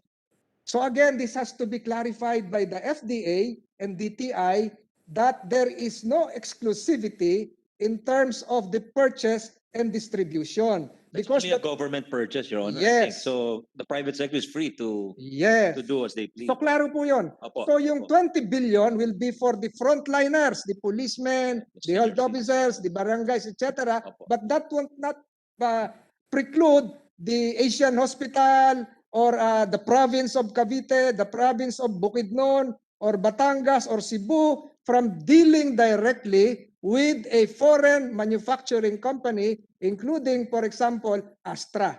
Pwede po ba yun? That's 100% correct, Your Honor. Yes, they just have to go through the usual regulatory approvals, Your Honor. But nothing stops them. That transaction of the government does not preclude any private transactions, Your Honor. Yes. So, in effect, it also allows the LGUs, the province of Bukidnon, the province of Cavite to have their own refrigeration, freezer, depot to house all of this. Yes, Your Honor. So, maliwanag po yun. Maliwanag po. Kasi nakatutok lang tayo ngayon doon sa bibili ng PITC. Eh, ganun ho tayo. We expect the government to solve all the problems of our existence, Your Honor. But the reality is no. The private sector does a lot of the heavy lifting. So again, Mr. President, it is now very clear that this problem, which I made a thesis from laboratory to pharmacy, would not just be done and facilitated through the government's budget 2021, but the private sector would play a big role, including the export processing zone.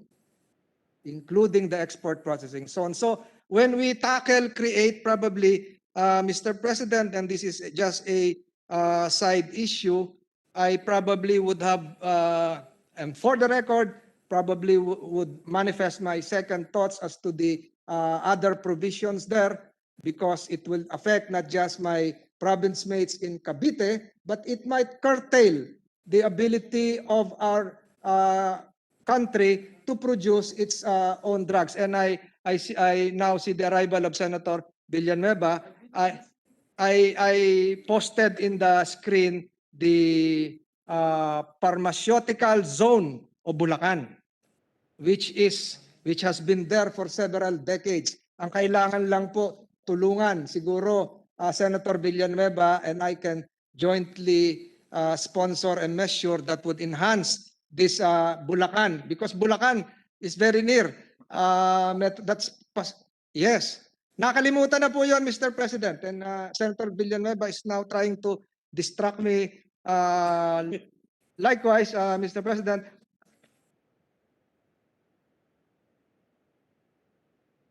perhaps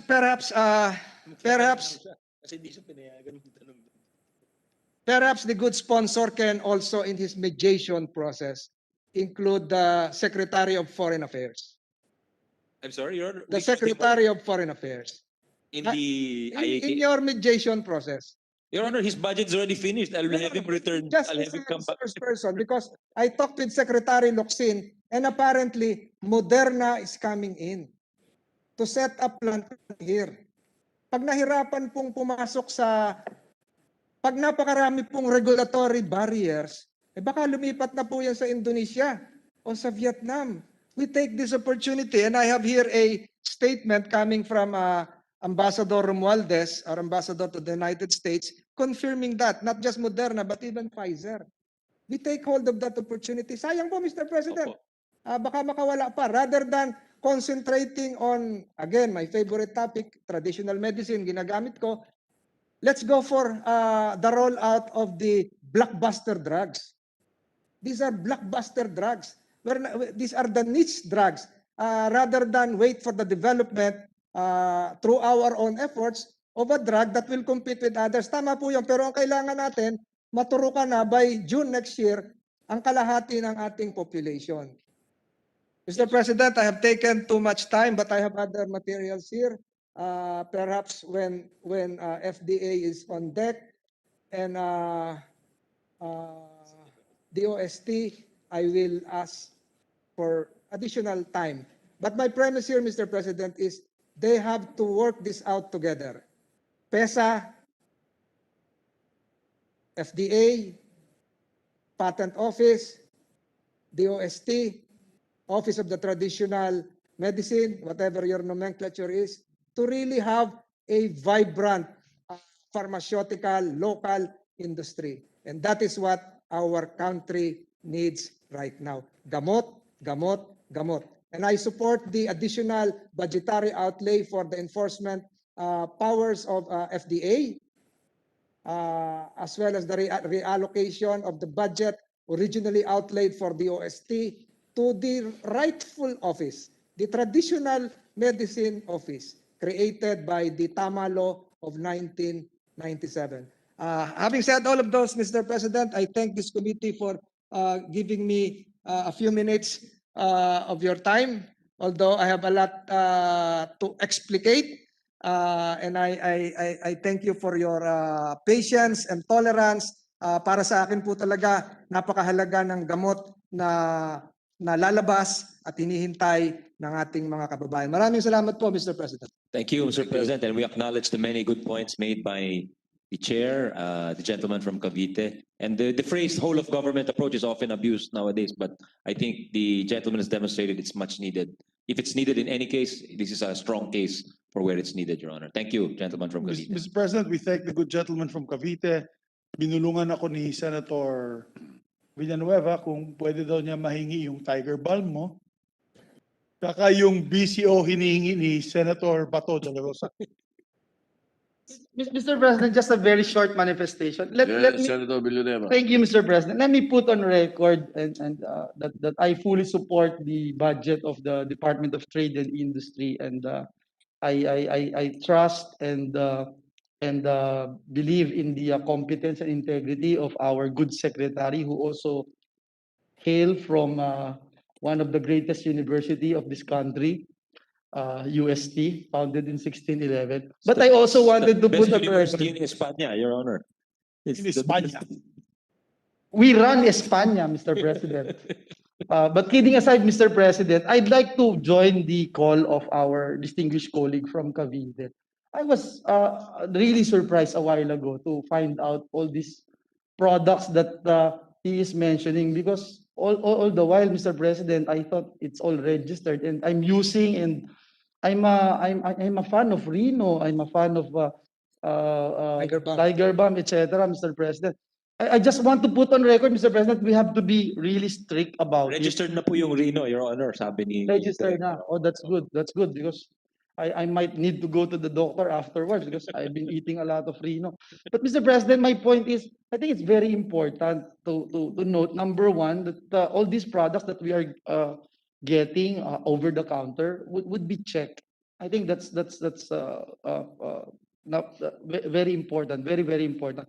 Number two, if the product mentioned by the good sponsor, it's good that we place it on record that it's Reno is registered, and other products as well, Mr. President. Kasi delikado naman po, Mr. President, baka mamaya yung produkto registered naman, maayos, eh baka maapektuhan naman yung sales nila because of this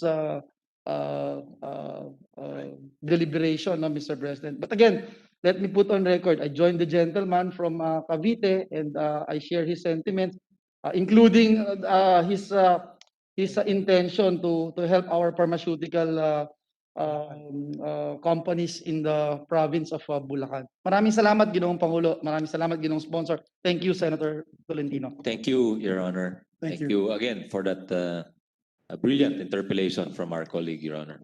Mr. President, Like, I just got a note from the office of Senator Go. Due to the informative interpellation of Senator Tolentino, which was full of information and of course answers by the good sponsor, he will no longer interpolate the budget of Go. the DTI. Senator Go po, hindi na po tayo matatanong. Go. Senator Go. All right. Senator Gordon, although, sent a message that he would like to be last in asking the DTI. So we just was it move not in. covered yet by Senator Tolentino, Your Honor? No. The They, interpretation. there's a saying that the father cannot outshine the son. The sun cannot outshine The son the cannot outshine the father. Baliktad pala. baliktad. Anyway, Mr. President, so ilipat po natin Senator Gordon sa dulo. So it will be Next, the President Pro Tem. Yes, let us now recognize our Senate President Pro Tem, Senator Ralph Rector. Mr. President. Senator Ralph Rector is recognized. Thank you, Mr. President. Thank you, Majority Leader. Would the distinguished sponsor of the budget just be willing to answer a few questions? Okay. Mr. Sponsor, there is a question by. Yes. I'm sorry, I was distracted. I apologize to our distinguished Senate President Pro Tem. We're always willing to accept questions from His Honor. Thank you very much, Mr. Chairman. Just very few. Just to zero in, maybe on two issues only. One is what will be the role of the DTI, particularly the PITC, insofar as purchasing vaccines are concerned, Mr. President?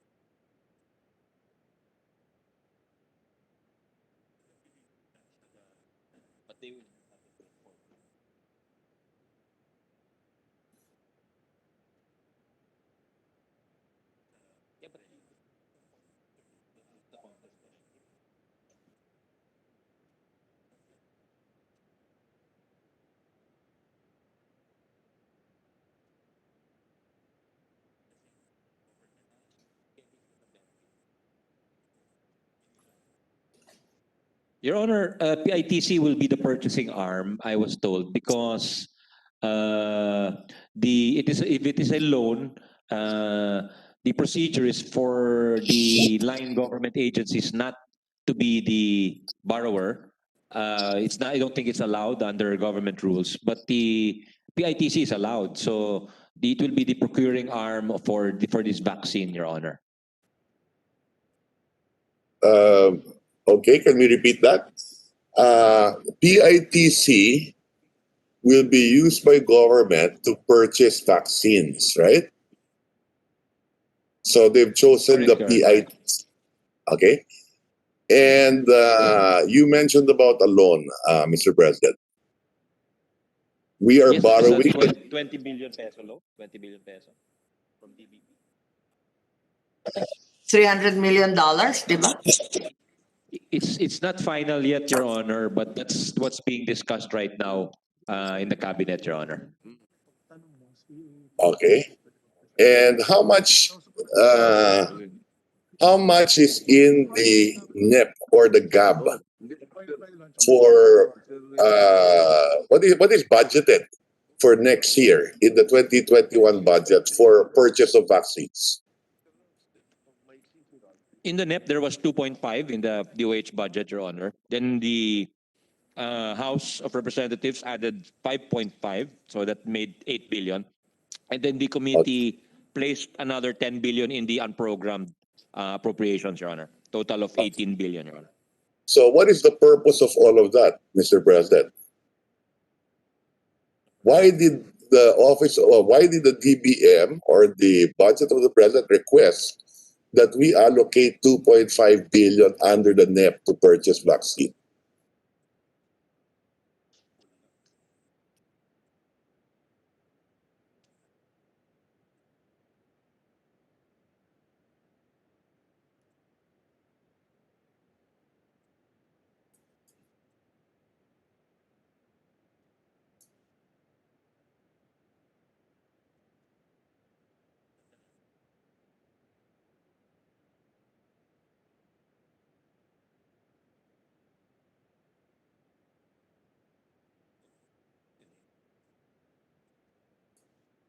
Your Honor, I think the root at the root of it all is that it's an acknowledgement that the 2.5 is not sufficient, Your Honor, to cover or to meet the needs of our people, Your Honor. Thus, Okay, the so- need to possibly but- borrow. Yep, And I sense, I don't think they were made aware of the moves of this committee and maybe the House until probably last week, and they probably were making their own initiatives simultaneously, Your Honor. You know, last night, Mr. President, I tried to listen to the press conference made by the President last night, no? And I couldn't understand what Secretary Galvez was saying insofar as the plan of purchasing vaccines. There was no mention of PITC in the press conference last night. In fact, what I recall is that there's no government spending.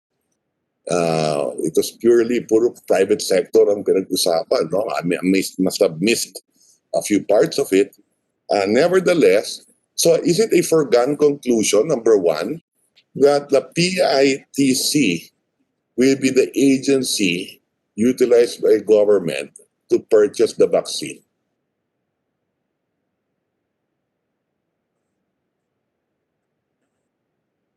Or vaccines, because we could be purchasing from different suppliers with different brands. You're sure for DOA? Well, the answer given by Secretary Lopez is that PITC will only be used for the borrowed amounts, Your Honor. They will only be used to purchase if the proceeds are sourced from loans from Okay, DBP so- and Land Bank. Whereas pagka galing po yung pera sa Sige, national government, Balik like ka tayo doon. the money in the DOH, most likely PSDBM daw ang bibili ho nun. So maraming government agency ang bibili ng vaccine. Opo. Okay, ulitin lang natin ha. Okay. Where will PITC get the money to purchase the vaccine? Yung loan. DBP, LBP. DBP and Land Bank borrowings, Your Honor. PITC, a government corporation, will borrow from from DBP and Land Bank. Yes, Your Honor. That's the discussion. That's a discussed plan, Your Honor. And how much do they intend to borrow? 20 billion pesos, Your Honor. Only 20 billion. Yes, Your Honor. Okay. And how much will DBP provide and how much will Land Bank provide? Wala pa kasi nasa discussion stage pa ho, Your Honor. So I think the amounts have yet to be finalized, but the total is 20 for the moment for this under discussion, Your Honor. Okay. And do they think that 20 billion will be sufficient? Sufficient ba yung 20?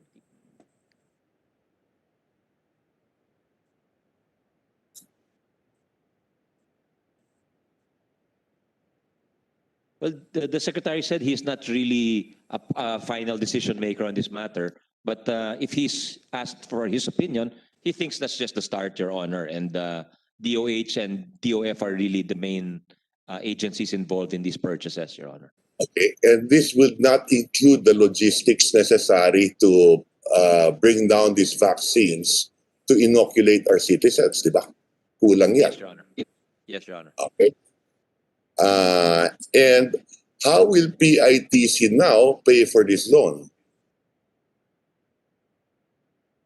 From the DOH budget in succeeding years, Your Honor. Yeah.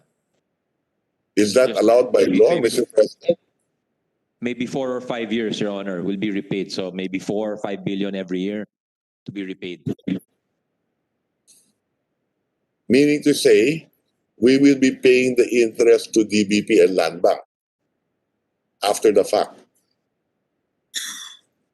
Yes, Your Honor. through PITC. Yes, Your Honor. Okay. Why not just put a budget for 2021? And if government decides to use PITC, then PITC can make the procurement.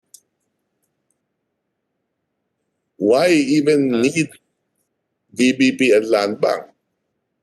Anyway, Well, we're the talking about assumption was there was no budget before, Your Honor. So I guess, We're sabi talking ni Secretary Lopez, okay din ho yun kung ma-provide daw ho yun. yes, we're talking about the same taxpayers' money, Yes, Your Honor. Yes. okay? And isn't it cheaper for government, the national government, to borrow from multilateral agencies instead? Mas mura ang multilateral. Oh, we can borrow from ADB, assuming we needed to borrow the money, okay? World Bank, concessional. Secretary Lopez is not really aware of the terms of these agencies, Your Honor. So he's not in a position because he says, as mentioned earlier, it's the DOF who really kind of looks for the financing and sources the funding for these types of purchases, Your Honor. Okay, now, I also looked at we came across, well, number one, we also came across a co-report on PITC. In fact, ang daming pending with PITC on bidding. Right now, they have what, 5.4 billion with the Philippine Army. Undelivered. Department of Information and Communication, 3.5 billion, undelivered. Yes, you raised it yesterday during the DILG budget, Your Honor, that it took 4 years for just one transaction, Your Honor, I remember. That's Bureau of Fire. I'm Yes, Your surprised now. I'm seeing that there is also now a Philippine Army. Department of Information and Communication Technology. Yes, Your Honor. Apparently, the reason why 3.5 agencies wanted to shift it to PITC, one of the reasons, Your Honor, is because if the money stays in the agency, they are obliged or required to obligate it in a short period. Under cash-based budgeting, it's the calendar year. Under Correct. obligation budgeting, it was So 2 years, I think, Your Honor. Ang Our pagka nilipat po sa Yes. PITC, walang expiration daw ho. Yun Correct. May yun ang parking. isa sa mga come-ons for the agencies. And as Correct. you mentioned in your interpellations yesterday, sa books naman, na-obligate na yon. Although theoretical obligation lang because actually, there is no purchase, there is no delivery yet, Your So, Honor. in effect, it circumvents the budget. In a sense, Your Honor, in a sense, yes. And then, it not being delivered, hindi napapakinabangan ng taong bayan yan. And Congress appropriates, the Department of Finance has to raise the money, okay? And then this sleeps in different government agencies. In this case, the PITC. I think it is bad budgeting practice. Here, let me continue. Bureau of Fire and Protection, 3.3 billion. TESDA, 3 billion. Bureau of Customs, 2.8 billion. Department of Health, 2.1 billion. Philippine Navy, 1.9 billion. You know, ang dami nito. Pati food packs ng DSW, DSW, di ba? And many more. OCD. para sa mga nasalanta ng bagyo, hindi rin nare-release. Natutulog dun. So this is my concern. We have a concern with the track record also of the PICT. Nevertheless, I'm not saying I'm against. I'm just saying PITC.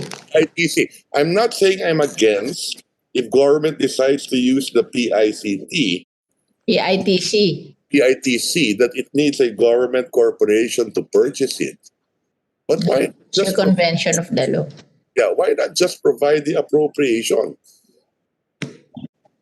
And then if you decide to use them, and the terms of reference will still be written also by the DOH, I suppose, with the Department of Science, I suppose.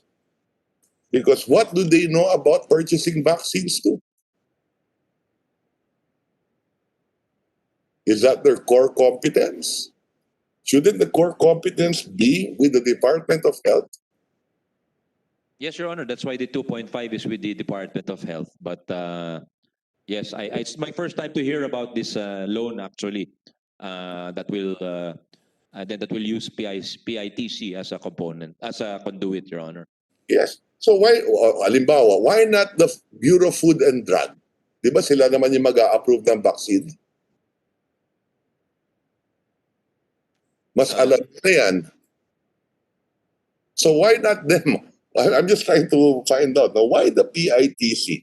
Why not the Bureau of Food and Drug? Halimbawa. I'm trying to understand why government is saying it needs to be the PITC.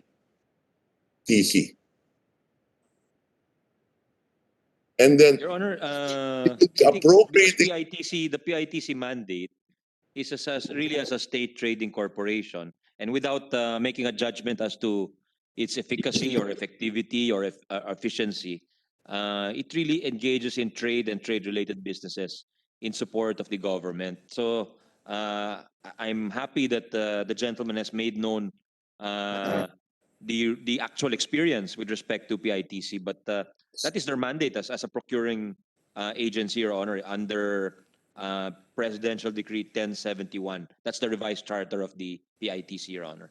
yes, so I understand that, Mr. President. And like I said, no, I'm not against it. I'm just trying to understand.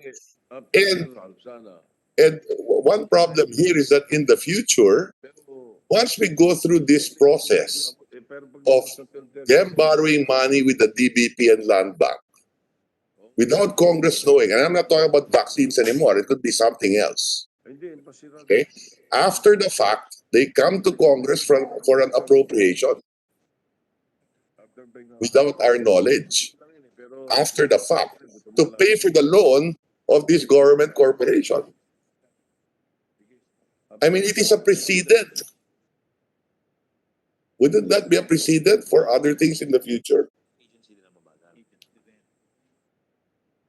Your Honor, Secretary Lopez is trying to explain that sometimes some of these delays in the deals pointed out by the good gentleman, it's because there's a delay in coming up with the terms of reference, which are worked out together with the actual agency, Your Honor, which has outsourced the purchases. And sometimes that's what delays it. But if you count the time from submission of the terms of reference to the actual bidding and delivery, it's not that long, Your Honor. So he's saying it's not just the fault of the PITC, it's also the fault of sometimes of the agencies, Your Honor. Correct. I understand that, Mr. President. I understand that. In fact, there's nothing that the PITC does because on TOR galing pa rin sa agency. That's the point I'm trying to drive at. But that was no longer the question. The question is, let's say we allow this in this process to follow today. In the future, is it good business practice or good policy for Congress that in the future, any government corporation could borrow money from the DBP and the Land Bank, and after the fact, the following year or years to come, okay, Congress is asked to appropriate the payment for that. Para may mali. That's what I'm saying, Mr. President. Yes, Your Honor. Now, I understand that if we need a government corporation to purchase the vaccine, that's fine. But why not do the entire appropriation? That's what I'm saying, Mr. President. No? And like I said, frankly speaking, the terms of reference here will also come from the agency. Yes, Your Honor, that's correct. Huh? Yes, Your Honor, that's correct. Now, how does the PITC make money? They charge a fee? There is a service fee of 1 to 4%? yeah, it's around 4%, as you mentioned. But sometimes if the amount is bigger, they decrease the fee, Your Honor. Yes, okay. And if they do not deliver and the cash is with them, don't they make money from interest income? The interest? I was told that the interest income is returned to the Treasury, Your Honor. Have they returned interest income to the Treasury? Yes, Your Honor. I doubt it, because in the COA report, in fact, the COA report is telling them to return most of this money that they've not returned. It's been outstanding with them for 10 years. When? As of 2019, it was returned, according to Secretary Lopez, Your Honor.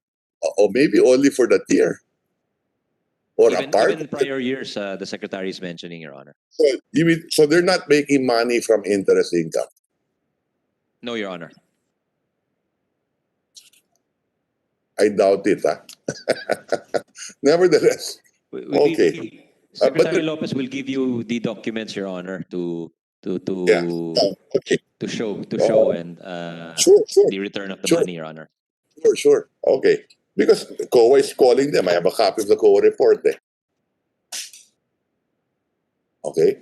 Now, Yes, Your Honor. okay. But let me move forward. No. Okay. Maybe this is something that we should be discussing also. That maybe at the appropriate time, maybe the IATF or our vaccine czar, now that we're discussing the budget, and we're talking about 4.5 trillion here, maybe they should give us an indication of what they plan to do next year as far as the vaccines are concerned. At the problem. I think we let go of the OPAP. I don't think that's scheduled anymore. But we can ask Secretary Galvez to maybe brief the members as to their plans if he knows, Your Honor. Because there were Yes, Your Honor. statements made last night which were not clear, and there was no discussion of this government agency or corporation and Yes, the Your Honor. finance. How do we pay for it? The appropriations, diba? Okay. So there's Yes, no Your Honor. discussion. So maybe it's something that we should listen to. No? Okay. Remember, like I said, no, I'm not against it. I'm just saying it may not be good practice. It might set a precedent for the future. Okay. So let me move on, Mr. President. Would the secretary be willing as well to reduce the fees, man lang, of PITC for this particular transaction? Yes, Your Honor. Okay, so zero fees tayo for this transaction, if at all. Anong suggestion mo? How low can you go?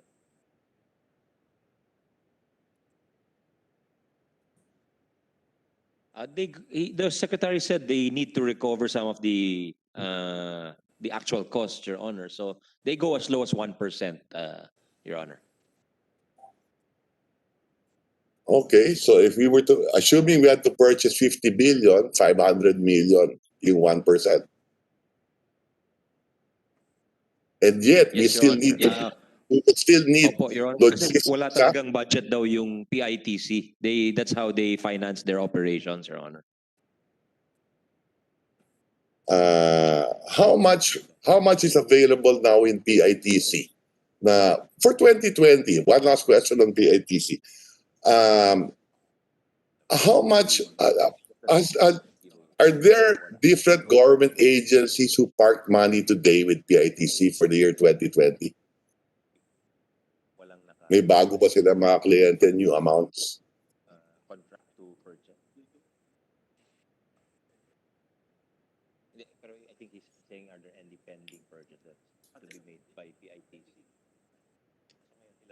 sino yun? Check with the short-term answers ng konti. Let's, like sa PITC, sino yung mga agencies with pending?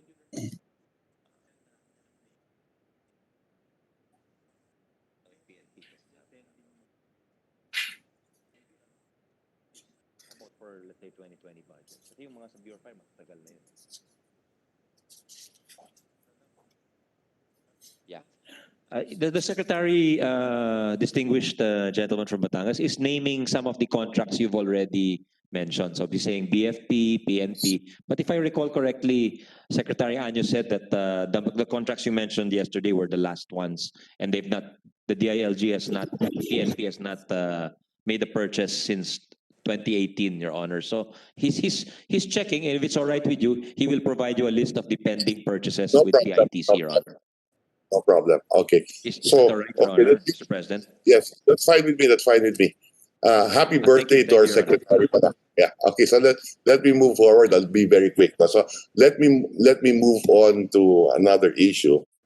Aside from the PITC, okay, we know that the budget of the Department of Trade is very small. No? So we support the budget of the department, and in fact, I think their budget is too small considering their mandate. But having said that, we know that the economy is in crisis. We know that many MSMEs will have difficulty or are having difficulty. Many will close down, many will try to reopen, and many will close down again. No? Having said that, I noticed in the budget, how much are we providing assistance to MSMEs in the budget today of the DTI?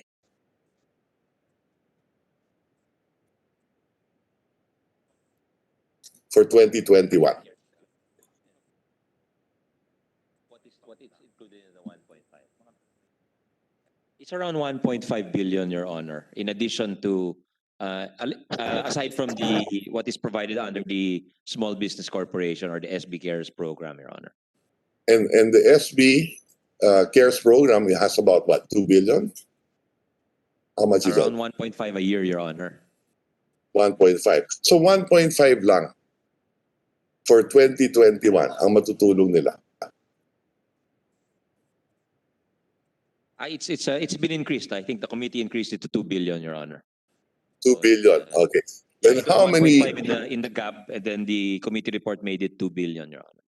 Yes. I think Okay. in your And- initiative and the initiative of other colleagues, Senator Joel, etc. Yes, yes. And how many would that be able to help? How many small businesses ang may tutulong nun? How many How many clients could could they that cover, Your serve? Honor? Yes. How many would that cover? As a rough estimate, Your Honor, for every billion, maybe about 50,000 would be assisted and served, Your Honor. 50,000. So kung 2 billion, 100,000.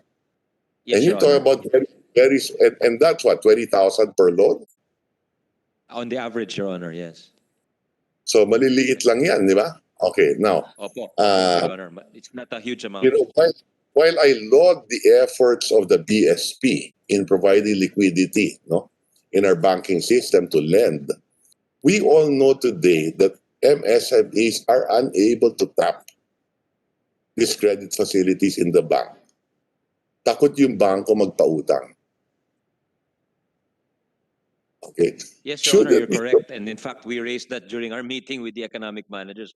If we said if we leave it to the market, then the market might not assist these smaller actors, and then that's why the secretary is saying that's why there is an SB Corp precisely for these types of enterprises, Your Honor. That's right. And based on the interpolations earlier, 9 billion has not been released so far for Bayanihan 2 for MSMEs. Is that correct?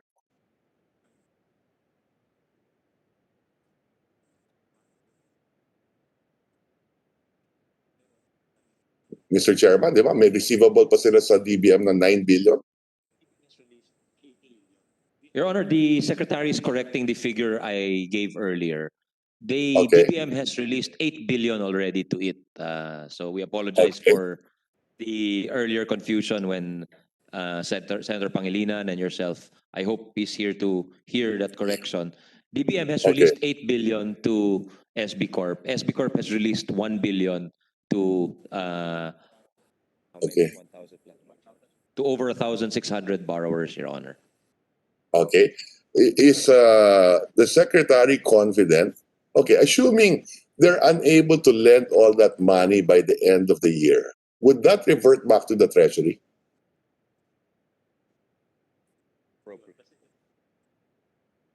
It does not revert, Your Honor. It's considered as equity.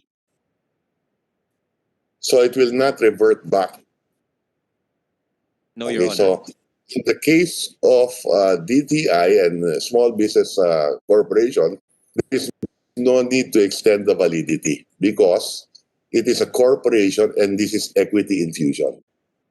That's correct, Your Honor. Okay. Now, we also provided funds for DBP and Land Bank for credit facilities for micro, small, medium enterprises. Is that correct? That's correct, Your Honor. I Ano try to ba yun recall yan? the amounts we gave. It was a constantly moving Yes, amount. yes. That's why it was originally Billions. 40, I think, or Yeah, 45, something and like then that. Yes. it ended up Would the becoming secretary know in the vicinity, if Your Honor. those amounts have been lent out to small businesses as well?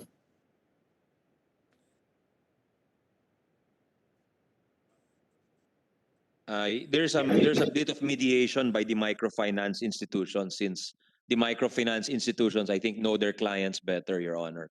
So they're the conduit here, Your Honor. So I guess in a sense, the risk or the hard work, the heavy lifting is done by the microfinance institution, Your Honor. We're talking about okay. We're talking about another institution that the Land Bank and DBP will lend to, and this microfinance institution will lend now to the micro, small, or micro enterprises. That's correct, Your Honor. Or are we talking about the SP Corporation? Kayo then, you would also do that under SB Corp, Nina.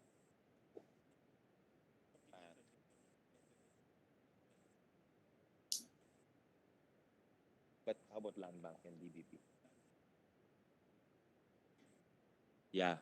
Land Bank and DBP, you do it through the conduits, whereas the SB Corp does a mix, Your Honor. They can lend directly to the smaller enterprises, and they can also do it to the microfinance organizations who farm it out to the Okay. micro lenders, Yeah. Your Honor.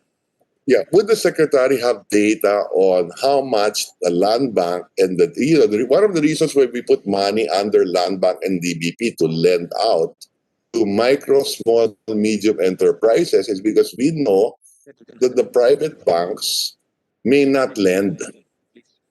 And that's why we allotted money to Land Bank and DBP so that the government institutions, financial institutions, sila yung magpapautang kasama na yung SB Corp. Do they report to the secretary, or what is the role of DTI in this process of assisting micro, small, medium enterprises with the DBP and the Land Bank? Is there any role? Does he sit in the Wala board po. of Land Bank? The secretary told us that the DTI has no oversight over both Land Bank and DBP, Your Honor. It's the DOF who has oversight of. But So would- SB Corp would- sila nag-oversight. Yeah. Would DTI have reports from Land Bank and DBP with regard to their lending to micro, small, medium enterprises? DBM ho? Wala bang report? No, wala bang report na sinasabit ang o research man lang ang DTI sa Land Bank at DBP na yung perang binigay natin sa Land Bank DBP para ipautang halimbawa sa mga maliliit na negosyante, micro, small, medium enterprises who are the constituents of DTI, would they have As a data matter of on course, yes, Your Honor. As a matter of course, they do not report. But the secretary is saying he can request for a report if you wish. Yes. Could you get a report, Secretary, so that you can share that with us? So that we're guided accordingly, so that in the future, if we know that this system works when we give money to Land Bank and DBP na umaabot sa baba, we can continue Yes, with Your it. Honor. We will ask for that, and we'll also request POF for that, Your Honor. Because more than, magkano yun? 25 billion, if I'm not mistaken. Eh. And then we give 10 Almost. It's billion. 24.47 billion, Your Honor. Yes, thereabout, diba? Plus 10 billion. So the hope there, what this 35 billion would go to micro, small, medium enterprises. Because we know that the private market will not lend or will not lend as much. Diba? Yes, Your Honor. But maybe one last on this issue. Secretary, would the Secretary know of the total loanable funds of our banking industry, what percent goes to micro, small, medium enterprises?